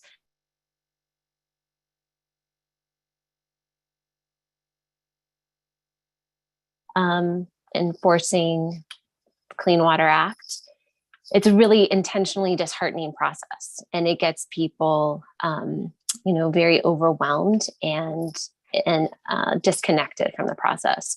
So, I think being in a state where the regulations might exist in some instances, if you do not have the personnel in place to do on-ground truthing and monitoring and enforcement, then the written regulation is not backed up by any kind of enforcement or action. And that is just going to be particularly egregious in communities that are already, in some respects, marginalized by society. So I just want to stress the importance of strong regulations and regulations that are not just left up to states to enforce and monitor. Great. Emily, thank you. I've got Susan, Sister Brown, Marcy, then Ian. Susan, please. Well, I guess I would emphasize a lot of the things that everybody said. I mean, I said earlier, we have 22 federally recognized tribes in Arizona, and many of these tribes are small and they're rural. They're sort of the definition of underserved communities in many instances. And as just was said by Emily, they lack the resources to engage in this rulemaking process. They, in many instances, lack the resources to do the on the ground thing, to even make that letter of the law or the regulation actually work. And sometimes, and they don't have water professionals or water departments that can engage in the process. So they bear the brunt in some instances, like their rural neighbors, by the way, of these off-reservation decisions that impact water quality on their tribal lands and throughout their ancestral lands. But even tribes that are able to make strong efforts to this state's tribes, or they have a very large water department or whatever, they're still really impacted by what happens outside the reservation boundaries, since water flows, across boundary lines. So what happens off the reservation can affect on the reservation water resources quite easily. And we've seen this in Arizona, where these narrow protections for ephemeral and intermittent waters, like the washes that we've all been talking about, or these small little ephemeral creeks. What happened under the prior navigable waters protection rule facilitated mining. It facilitated more development and the destruction of these sort of numerous washes and little riparian areas that are so important, which are sort of like capillaries to this larger waters in our state. And, again, this threatens tribal lands. It threatens tribally sensitive species, both on and off the reservation. It threatens sacred sites, all these things. And I think, at the end of the day, underserved communities are looking to the EPA and the Army Corps to say, we're looking to you to enforce the Clean Water Act. They may not have the ability to interface as much as they wish they could. But they say, we need you to protect surface waters and water quality. And here in Arizona, this is going to be key. And it's going to be key. And I know everybody said this, but it's going to be key for this WOTUS rule to look at the unique context of the arid Southwest. It's only getting hotter. It's only getting drier. But at the same time, we have more people moving here than maybe we've ever had. We have development sprawling further and further out from the metro areas. And all of that is sort of, resulting in the dredge and the fill and the destruction of all these ephemeral water sources. We also have big mine projects, and I know some of folks have talked about mining, but there's big ones right now here that are on the cusp. Rosemont mine implicates the lands of the Tohono people, the lands of the Pascua Yaqui tribe. The Resolution copper mine, which is a huge mine that's being planned for out by Superior, Arizona, which would destroy the sacred site of Oak Flat. It's going to impact water resources. Gone Canyon, it's on the map, it's called Devil's Canyon, and other resources. And that area is important to multiple tribes, including the San Carlos Apache tribe, many of the Yavapai, the White Mountain Apache tribe, and just so many other tribes. And then the tribes up north, they're being confronted with uranium mining, lithium mining, And in all of these instances, the Clean Water Act has to play an important role in protecting these surface water sources and the water quality in these regions, including by protecting intermittent and ephemeral waters. Taking all of this into consideration, how will this new WOTUS rule, and particularly the significant nexus tests and other aspects of the rule play out in Arizona and in the arid Southwest? I guess one of the questions I asked at an earlier forum a while ago is like, is this WOTUS rule going to be different then? I mean, is it going to play a different role on the East Coast for protecting water than out here? I think the answer is it probably will. And we get hotter, we get drier. Does that mean we get less and less protections under the Clean Water Act for surface waters, and in turn for underserved communities and really for all citizens? Although I think EPA needs to take this into consideration and this uniqueness of Arizona's surface waters, and look to protect these ephemeral water sources, and to provide a robust WOTUS rule. And I think underserved communities are counting on this. And Julia said one thing I did want to emphasize too. She says everything so much better than I could ever say it, but the state is enacting this surface water protection program in Arizona. And I just don't want anybody to think that that's really going to backfill where WOTUS falls off, because it's not going to protect ephemeral waters. And, frankly, working in Arizona as long as I have, and as long as I know my clients have had to deal with these questions for many, many generations, Arizona is awfully favorable to mining companies and big developers. And I think they often put that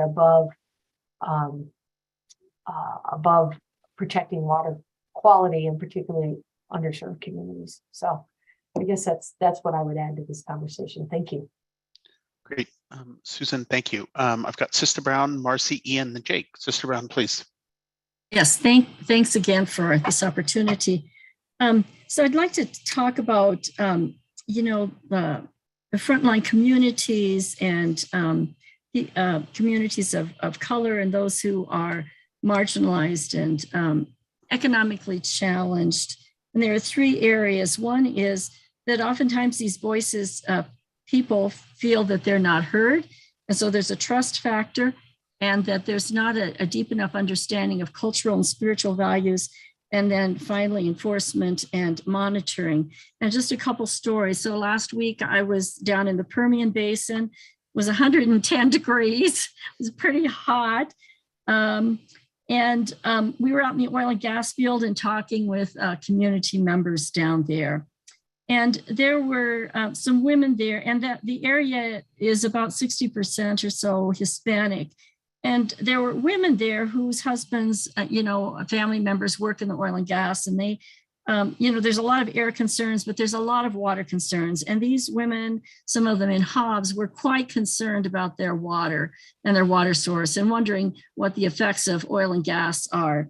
For skin diseases. Some of them are concerned that they can't even shower with their water because they're getting rashes and things. And then one of the women even talked about a chemical industry that was near in her neighborhood that worked with chemicals for the oil and gas industry. And, wondering what it was and not even knowing who to contact. So we helped them know who to contact with that spill. But these areas and another mayor down there in one of the communities said, we know we're sacrifice zones. And in our state, many communities say we're a sacrifice zone. So people often feel like their voices aren't heard with these concerns, because as one of our previous speakers stated, the industries have a larger voice. And it goes back to that idea, or the ethical point, that if we really believe that water has intrinsic values, that our communities are important, that there's a human dignity and everyone has a right to clean water, we need to demonstrate that by our actions, and not just by saying that or checking off a box. So there is that matter of trust. And I was grateful for Mr. Villa to show Rio Puerco. We've worked in solidarity with the MACE, the Multicultural Alliance for Safe Environment.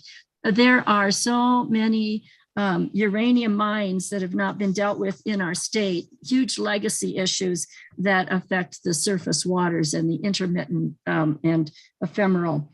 And then enforcement. A lot of the communities say, well, you know, you can have all these things, but are they being enforced? And so we need to look at it in all levels. And finally, I want to bring up this whole cultural, spiritual perspective, because in our work with Communities for Clean Water, some of the women that we work with from San Ildefonso, Santa Clara, you know, talk about, you know, their understanding of water. It's very, very different than these legal understandings and these definitions.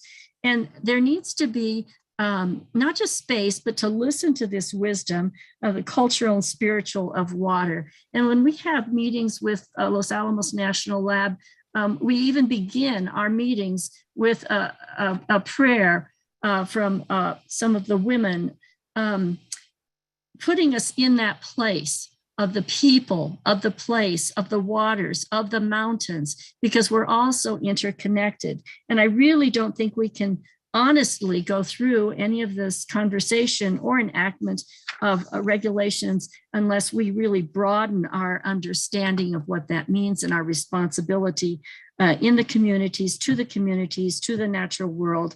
And it will help us all in the long term. We need to have a larger integral ecology. So thank you. Sister Brown, thank you. I've got Marcy, Ian, Jake, then Rachel. Marcy, please. I think I've unmuted. I just want to talk briefly about impacts to small rural water systems and agricultural uses. As an example, from mining operations, when mines have a discharge, whether it's intentional or unintentional, into a tributary that is not regulated, those heavy metals get hung up in the stream bed sediments, and they sit there and they wait until a flashy storm comes through, which is the type of storm that we have usually in New Mexico, and then those contaminants are washed downstream.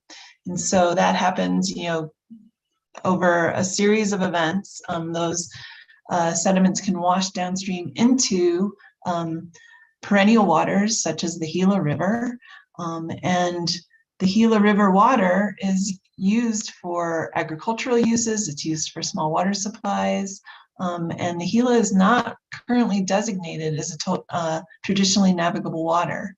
And even at times in the past, that water, you know, there was concern that it was going to lose jurisdiction because there are some segments of it in Arizona that run dry for long stretches.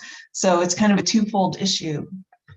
You know, some of our large iconic rivers are not, they're not traditionally navigable waters under the Clean Water Act. And the impacts of tributaries, once those impacts occur, it's really impossible to put the genie back in the bottle. You know, you can't stop those sediments then from coming downstream and impacting those larger perennial waters. And that has a major impact on small water users downstream. Thank you. Great. Marcy, thank you. I've got Ian, Jake, then Rachel. Ian, please. Yeah, thank you. I want to echo, I mean, everything I've heard here is a lot of what I hear when I'm out in rural Colorado. I have one more trip and I'll be to all 64 counties in Colorado. And what rural communities and tribal nations are experiencing, I've heard from a lot of people here. I want to add one thing, and this came up in particular as people were talking about Oklahoma and made me think about it with the Arkansas River. But the Arkansas River and the impacts when it's to the ephemeral streams that contribute to it starts to add up to cumulative pollution loads and problems for communities downstream. In particular, one of the largest environmental justice communities in Colorado is in Pueblo, Colorado, where there's documented water pollution in a sincere way that's having huge impacts on people. And so if you start to think about the impacts from the ephemeral streams all adding on in a cumulative impact or impacting the people there and downstream, and it's not just water, right? A lot of these communities, like the one I grew up in North Denver, where we have the most polluted water segment actually in Colorado. And it is just one of the many factors, including air pollution and long-term soil legacy pollution that's impacting our communities causing cancer and so many other things. And so I really, we talk so often about, yes, the pollution, even it's sitting and it rains and it travels, but it begins to add up and add up and add up. And the most impacted and disproportionate impacted communities are mining pollution, other kinds of industry, are the underserved communities, the environmental justice 40 initiatives, the directives are really all about. And I think that this rule needs to be strong. You're right, you need to enforce it. I think one of the things that's really come clear to us over the years, whether it's talking about air pollution or water pollution, is that local communities don't have the resources, the states don't have the resources to keep these polluters in check, and they've gotten away with it for a very long time. We're happy now to see the EPA stepping in to even push down on our local public health and environment administration in the state of Colorado. I mean, I just released a report about North Denver where we found 183 violators of major federal environmental laws in the last 3 years alone, 36 that have been out of compliance for 3 straight years. So we do have a huge problems with the resources needed to keep these people in check. And I also would agree that the fact that it's so difficult for communities to understand how these rules impact them makes it hard for them to be partners with the government in looking towards compliance. Oh, and I just want to add one other thing. I didn't mention this when I started in the conversation, but I am the chair of the state's Environmental Justice Action Task Force. Came out of the Environmental Justice Act, which we worked diligently across the state to pass to try to fill in the gap of what we thought was missing from both the federal and the state government. Great, Ian, thank you. I've got Rachel, Cliff, and then Jake. Rachel, please.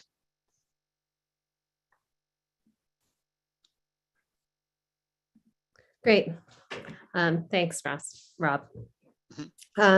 So I wanted to touch a little bit on, I mentioned the ephemeral drainages that come from Los Alamos National Laboratory and all the heavy metals and the gross alpha and the PCBs that drain off of the plateau that the lab sits on, down these ephemeral drainages and into native and land-based communities that sit at the base of that plateau. We have San Ildefonso Pueblo, there's Santa Clara Pueblo, there's Cochiti Pueblo, there's the land-based communities of the Espanola Valley, the acequias, the farmers, and they're all down at the bottom of this plateau and receiving the runoff that is laden with pollution. And these are all ephemeral drainages that are impacting these community waters. The Tularosa Basin is a closed basin in New Mexico, so it hasn't been protected under a lot of the proposed rules that we've seen over the past 15 years. And we have the Mescalero Apache tribe here in New Mexico that depends on the Rio Tularosa for drinking water. And also the community of Nogal depends on local shallow water associated with the Tularosa for drinking water as well. And then the last point I wanted to make is that going back to that picture that I showed of that, keep on referring to that, but it's really critically important, these headwater systems, these wetlands that are not connected by surface to a tributary or a traditionally navigable water. And these headwater wetlands really are the sponges that provide the stream flow in these small drainages that are crucial for the acequia systems here in New Mexico. These acequia systems are critical to both agriculture, but also to our cultural history in the state. And if there aren't these healthy headwater systems, headwater wetland systems at the top of the watershed that are able to soak up the runoff and then slowly release it throughout the growing season, we're going to have all of our water run off in the snowmelt in the spring and go downstream and be gone and not there when we need it, when our local communities need the water to irrigate the alfalfa, to irrigate the gardens, to water livestock. It's a critical environmental justice issue that we protect these headwater wetlands, that we protect these ephemeral streams here in the arid Southwest. Thanks. Great. Rachel, thank you. I've got Cliff and Jake. Cliff, please.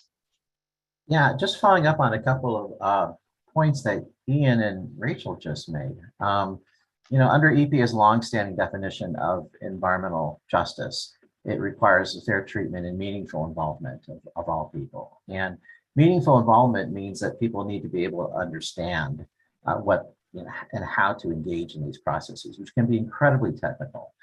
Many of these communities, particularly underserved communities, communities may be dealing with language and cultural barriers, cannot be engaging in the battle of the experts to determine whether or not there is a significant nexus to a traditionally navigable water. We really do need clear rules that will make some sort of intuitive sense or some kind of coherence for these communities so that they are able to engage meaningfully, to represent their own concerns, to explain for themselves how important these waters are to their community and their way of life. So I think it's important to have fair treatment, of course, and protection on a qualitative basis, but also to allow for that engagement, the meaningful engagement for these communities, and not have them tied up in unnecessarily battles of the experts and technical discussion. Clip, thank you. And Jake, sorry I skipped over you before. I went to the screen and not my piece of paper like my process calls for. So Jake, you're up. Thank you. No worries at all. So in 2005, Oklahoma actually passed a bill that made it impossible for tribes to enact and administer their own air and water quality procedures and rulings. So we actually really need a strong ruling that protects ephemeral streams specifically, because our state has made it impossible for the tribes to actually do that themselves. And with all the development in Northwest Arkansas, the amount of storm water and drainage water and ephemeral water that ends up coming into the Illinois river watershed, as Emily was talking about, ends up right next to all of these native communities that have to deal with it. And they don't really have a way, our state has not made it really possible for them to approach their own water quality measures. So they're looking to the EPA to do that. And as everybody else has kind of already put, not only making the rule and putting the words on paper, but making those tools easy to use and easy to approach, because our current state leadership has pretty much made it a platform to attack tribal sovereignty almost daily. So the EPA, if there's a way that they could actually make these rules make more sense, more approachable, and then also allow tribal communities to reach out and actually walk through this with somebody to protect their water quality, that would be a significant improvement. Great. Jake, thank you. Okay, I don't have anyone else in the queue. We do have a little bit more time. We're running a minute or two ahead of schedule, which is magnificent. And so if anyone else has a thought that they haven't had a chance to share here on this discussion topic, that'd be amazing. And if not, then we will take that time forward into the next topic.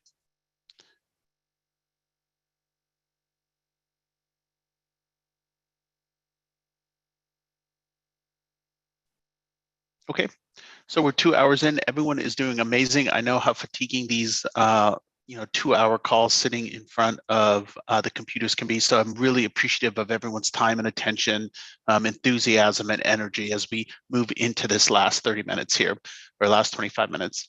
So the next topic has to do with specific implementation challenges. And so I'm not going to read the question, but it is up there on the screen. And so as we've done in the previous two sections, Rachel has worked to identify the person that's going to kick off this comment and then kick off with their comments. And then I'm asking folks to raise their hands to jump in. So Nicole, I've got you listed. Jump in. Okay, thank you so much. I wanted to share a little bit about Colorado's story with struggling to implement the aftermath of the 2020 rule. As everyone's kind of talked about today, a large portion of Colorado's waters are ephemeral and intermittent in our wetlands. So up to 25 to 50% of our state waters and wetlands and streams are ephemeral or intermittent. So, 25% or so are ephemeral streams and wetlands. So those were categorically excluded. And then the other 25% were subject to jurisdictional determination by the Corps. Colorado, like a lot of the states that have been mentioned today, has a much more expansive definition of state water that we permit our NPDES permits to and our Colorado permits. But 404 or dredge and fill permits have always been provided by the Army Corps of Engineers here in Colorado. Colorado, like many other states, have not sought assumption for the 404 program. So we called the waters that were kind of left behind with the 2020 rule gap waters. And so what that meant is those waters were no longer protected by a federal permit. And we have historically relied, again, on the Corps to provide that permitting service and to protect our state waters from dredge and fill activity. Immediately after the rule was published, we started working with stakeholders to try and stand up legislation to be able to stand up a permitting program, both from a funding and statutory perspective. Our statute really isn't written for us to be able to issue dredge and fill permits. That was really during the very start of the pandemic. It was definitely the motto of our legislative session during that time was developing legislation that was fast, friendly, and free. And this was none of that. Fortunately, we did take legal action, and we're the only state in the country where the rule didn't go in place right away. However, that did change in the spring of 2021. That stay was lifted based on a Court of Appeals decision, and we were back at the legislature trying to, again, stand up a program. Just a little bit about kind of what we heard from stakeholders that relates to this question directly. What we were doing was proposing to not seek assumption at that time, but was just to stand up a program to protect those gap waters, the 50% that were left. And there was a lot of feedback about, a dual permitting program. How do we know where to go? There was a consensus among stakeholders that there were definitely gap waters. There were definitely waters that were left behind, but there was not consensus on what to do about it. And, really what projects were impacted were roads, bridges, flood control projects, utility projects, housing developments.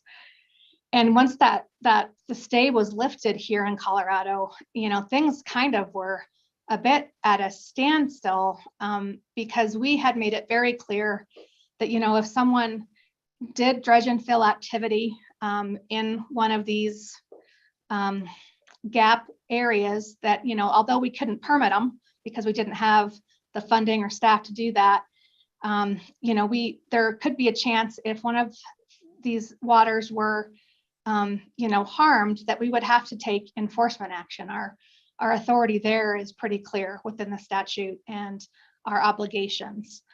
But that was really, not put us in a kind of a tenuous situation because we couldn't offer a permit to a regulated entity, but we were saying, please don't do this because, it's likely that we may have to enforce if you really are focused on developing in one of these gap waters. And it was really inefficient and was just not great government in our minds. Fortunately, the 2020 rule, the stay of that rule across the country was lifted and the previous rules went into place. So we just had a few months where we were in this position, but it's been a really long couple of years trying to be able to work with our legislature and stakeholders to try and stand up a permit program. And I think now that we're back to having our state waters protected again through the traditional permitting approach, focusing on, we think the majority of our waters are protected through the existing previous ruling, that our waters are protected. But it's without that, that is super important, because it just really is a difficult thing for states to be able to try to mobilize. And without that threat too, conversely, kind of without that threat of not having the protection, it's a really difficult conversation to have as well. So we're just very hopeful that the continued the baseline, at least where we are today with the pre-Obama rule, that's being can be maintained, and that a durable and a more sustainable approach and scientific approach can be maintained moving forward. But that's just a little bit of background about the Colorado experience in reaction to trying to protect gap waters when they no longer had protection. And it was definitely a lot of difficult conversations. Great, Nicole. Thank you. And so we've only got one person in the queue right now, Cliff. So please don't hesitate to jump into the conversation by hitting Alt-Y. So I've got Cliff, then Emily, then Sister Brown. Cliff, please. Right, thank you. Well, I appreciate the comments from Nicole about how to address these gap waters. In New Mexico, there was a lot of thinking about that too, including discharges from Los Alamos. One thing that people had considered here in New Mexico is, well, we don't have an NPDES permit, but we do have delegation for RCRA. And are those discharges now disposal of the solid waste that may present a substantial endangerment? Are we going to be thinking about RCRA enforcement action or RCRA permits? Or maybe it's just the release of a hazardous substance, which is triggering jurisdiction under CERCLA. Do we really think that CERCLA is an appropriate way to be regulating these discharges? I mean, there's an awful lot of inefficiency there. But a lot of people were thinking very seriously, well, what do we have left when you actually have radionuclides that are being discharged into watersheds that are upstream of indigenous communities and many others? So there were a lot of people who were thinking very hard about, well, what do we do if we really have to try to fill these gaps, and some very serious ones? It would not be efficient, it would not be pretty, but there would probably be a lot of resources spent, and probably excessively, trying to figure out those issues. Cliff, thank you. I've got Emily, then Sister Brown, then Marcy, then Julia, then Rachel. Emily, please. Thanks. This is a little bit more tied to the point of multiple agencies regulating the same waters, or not sufficiently regulating, as the case may be. So in our state, we've got waters flowing in from Colorado, Kansas, Missouri, and Arkansas, and in northeastern Oklahoma, Kansas, Missouri, and Arkansas in particular. And so part of why we need a consistent definition that broadly protects the same waters between the states is because essentially these watersheds are the same and have a similar karst topography. So what happens in Missouri flows into Oklahoma, both at a surface and a subsurface level. So when there is a differing opinion on interpreting regulation or differing state regulations that might superimpose whatever regulation might be happening for the Clean Water Act, we get a lot of kind of mixed messaging and inconsistent results. So for example, we keep talking about the poultry production in northeastern Oklahoma, but poultry production in Arkansas is an actually major source of pollution within northeastern Oklahoma, because those waters, both surface and subsurface, are flowing into, for example, the Illinois River watershed. And if each state has different regulations and acceptable levels of pollution, particularly phosphorus in this case, those waters aren't in essence being protected because we're missing consistency in the definition. So the next point that I would have to make regarding poultry, again, is needing the EPA to take an active role in its oversight responsibilities by ensuring that states are complying with the law. So for example, when the poultry expansion happened in my region, I called the EPA Region 6 office to try to determine where the regulatory authority for the Clean Water Act lies. And they told me that my state Department of Agriculture had reciprocal authority for that act. But when I called my state Department of Agriculture, they told me that the Oklahoma Water Resources Board was in fact responsible for water quality issues. But then when I called my Water Resources Board, they pointed the finger back at my state Department of Agriculture. So in essence, we have everyone pointing fingers, but no one taking responsibility for ensuring water quality.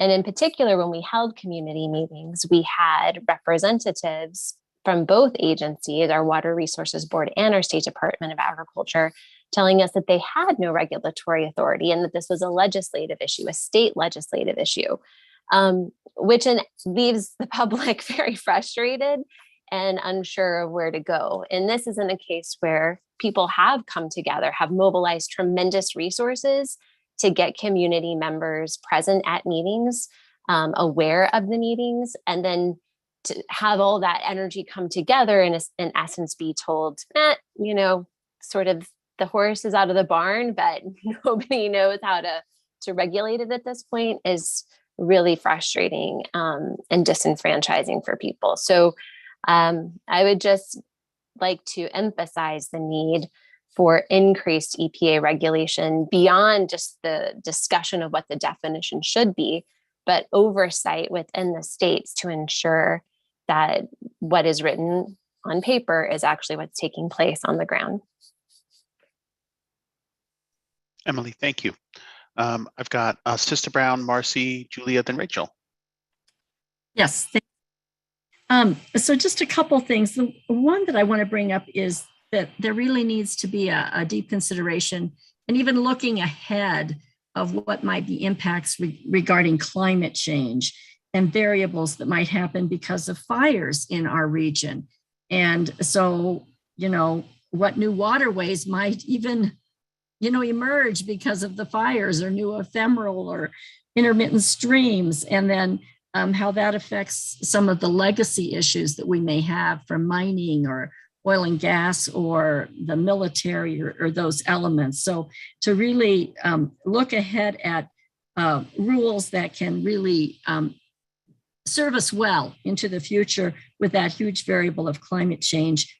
Another element is to really take into consideration cumulative effects of industry in certain regions, which might be heavily affected by that.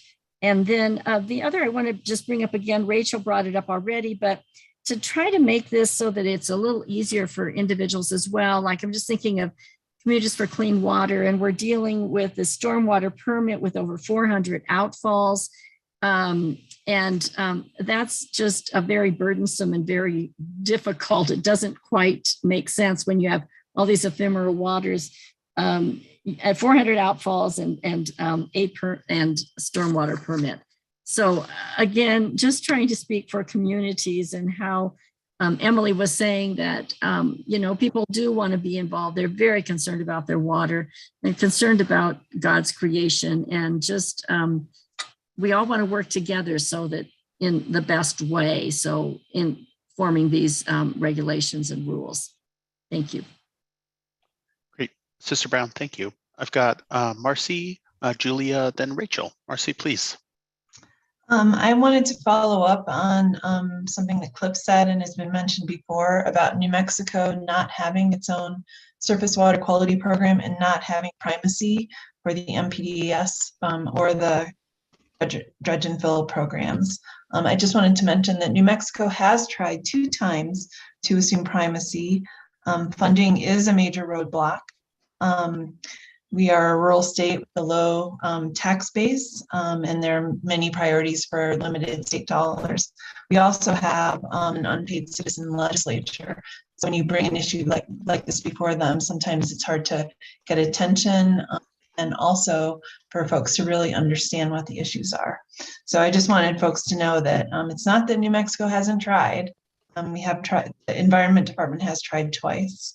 Then I also wanted to just follow up on the discussion of having a one-size-fits-all approach for determining whether waters are ephemeral, intermittent, and perennial.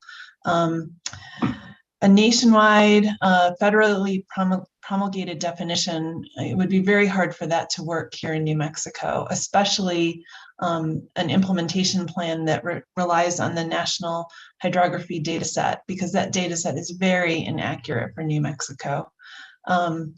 New Mexico's hydrology protocol, it has several purposes. One of them is to determine the flow regime.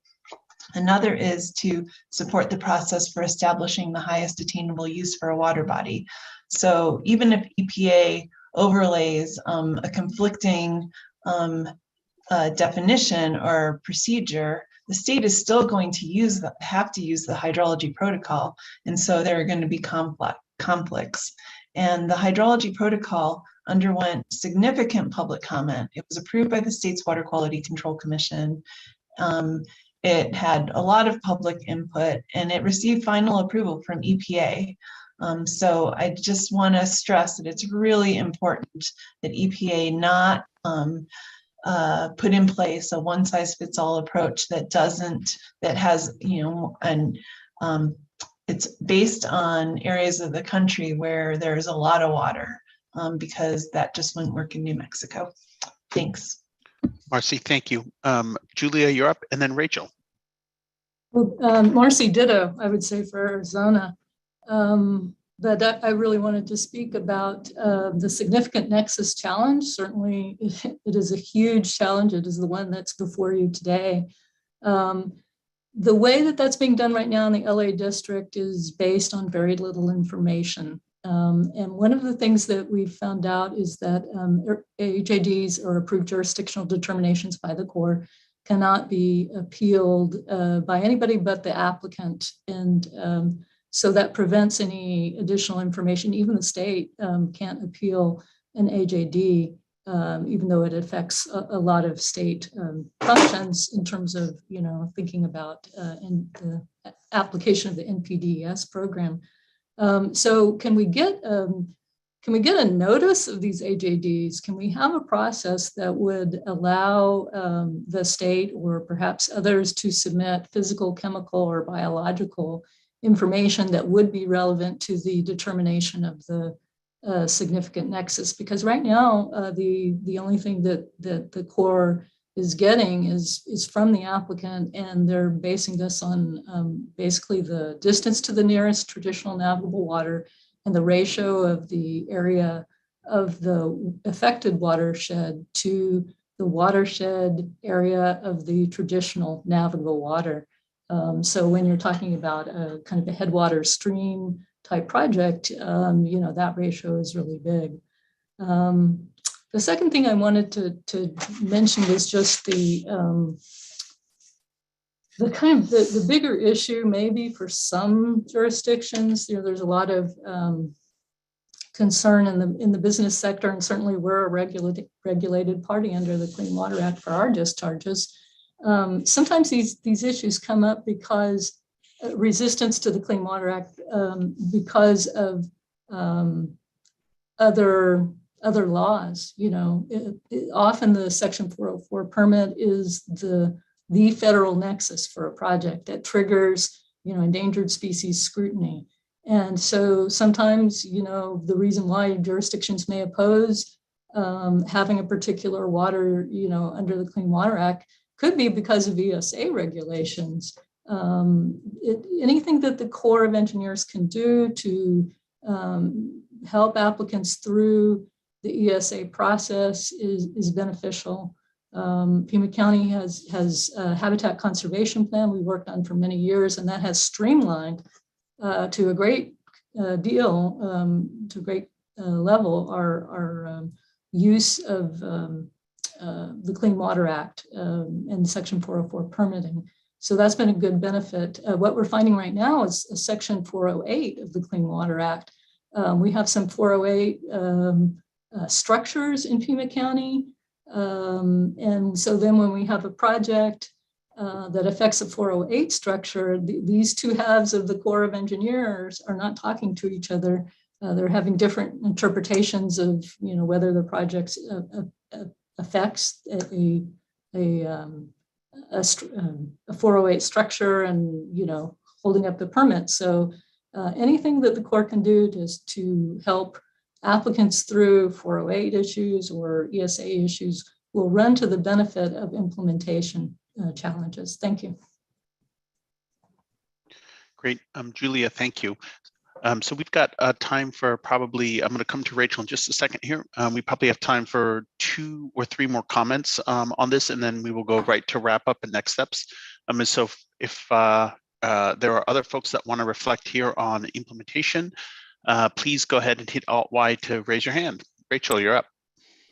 Great, thanks. I actually thought I wasn't going to have as much to say on this discussion block, but everyone else's comments, which I guess is the point of a roundtable, has really spurred my thinking on this. And so I actually have quite a few things to say. We've heard a lot from people today talking about how there's no typical year in the arid Southwest. It's highly variable. We'll have precipitation and stream hydrology that can be completely different from one year to the other, depending on snowpack, depending on our summer monsoons. So to have definitions like relatively permanent included in some of these in the rule is kind of meaningless to us here in the arid Southwest. And to add more definite terms such as foundational waters, which has been proposed in the new rule, I think just adds more confusion.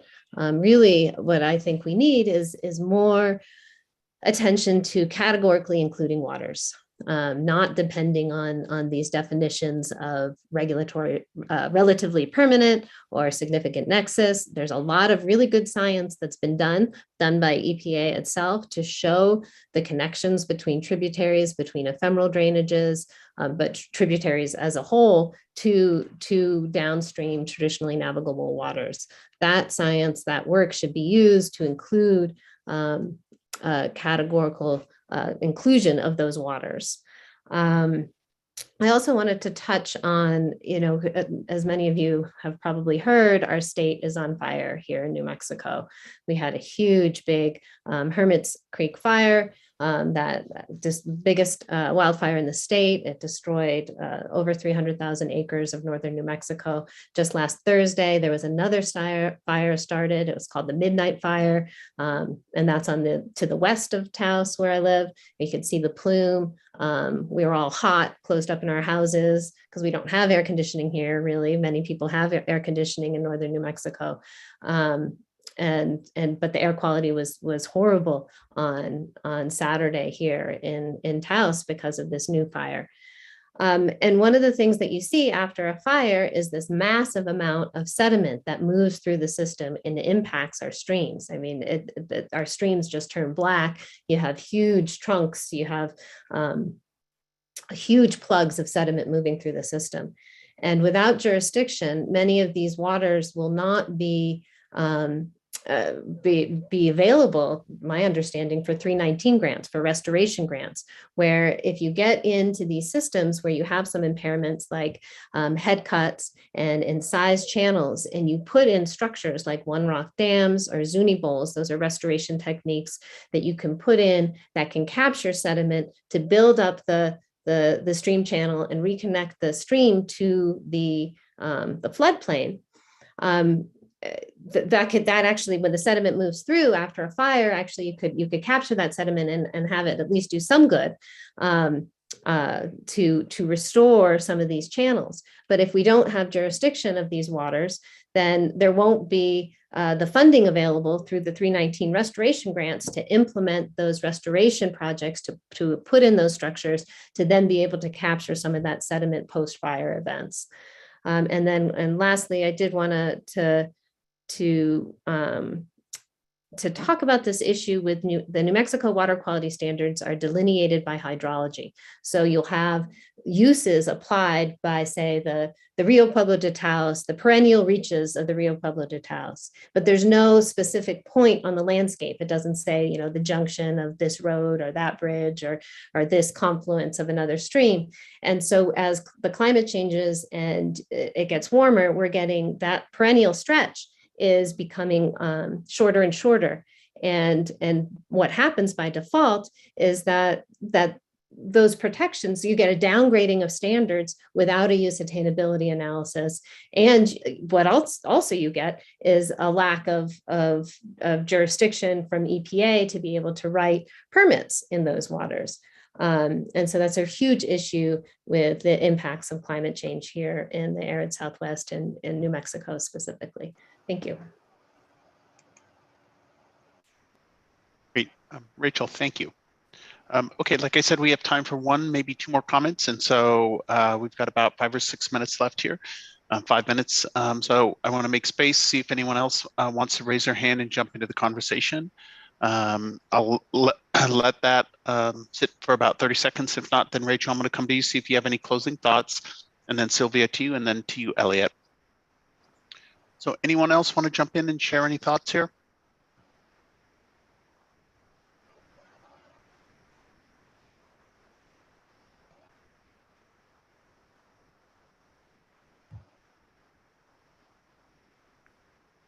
Okay, great. So we're going to move into our closing remarks here.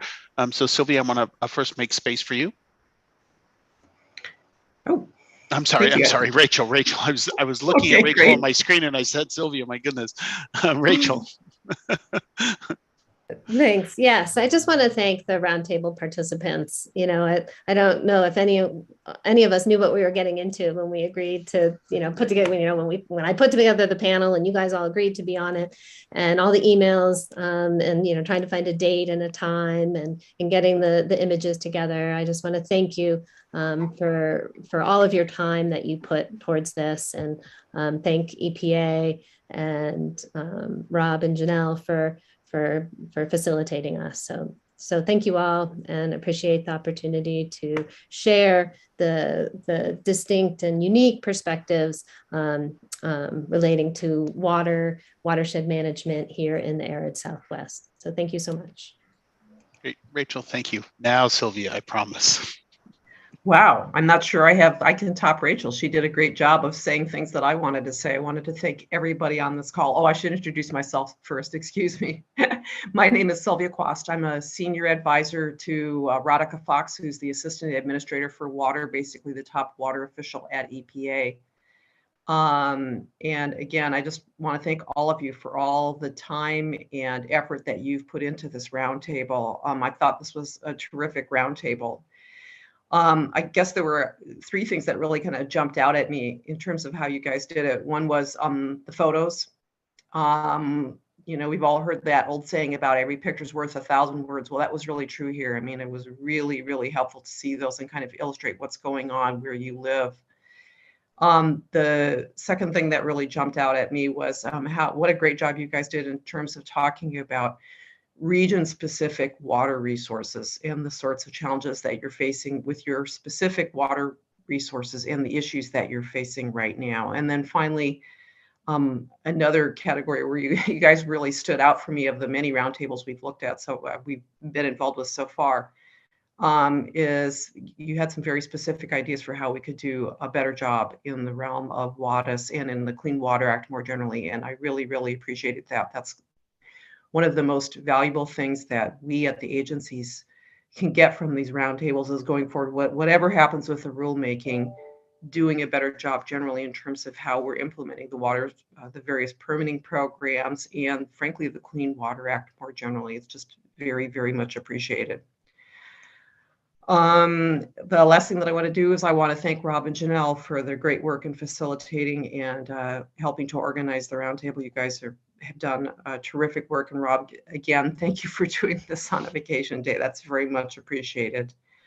And once again, thanks to all of you on the roundtable and for all the care and concern that you've put into this issue and put into this roundtable specifically. Elliot, I don't know if you have a few words that you want to add in here in closing. Yeah, I do. Thank you, Sylvia. And I would like to echo everything you said. I appreciate, Rachel, all your hard work, and the roundtable participants for all your preparation. I think that really helped this to be a productive roundtable and time together. I would like to say on behalf of Assistant Secretary Connor, I do want to thank you all for your participation in today's roundtable. Like Sylvia said, your comments you provided today, specifically on what regionally specific water quality issues are a concern for you, how implementation of the definition of WOTUS has affected underserved communities, and how we can improve our processes. They were very informative and will be very helpful to us. So we do greatly value the input you provided and the context you bring to the table. And I want to thank you again for being a part of this. And I hope that everyone has a wonderful evening. Great. Thanks, everyone. Meeting adjourned. I appreciate it.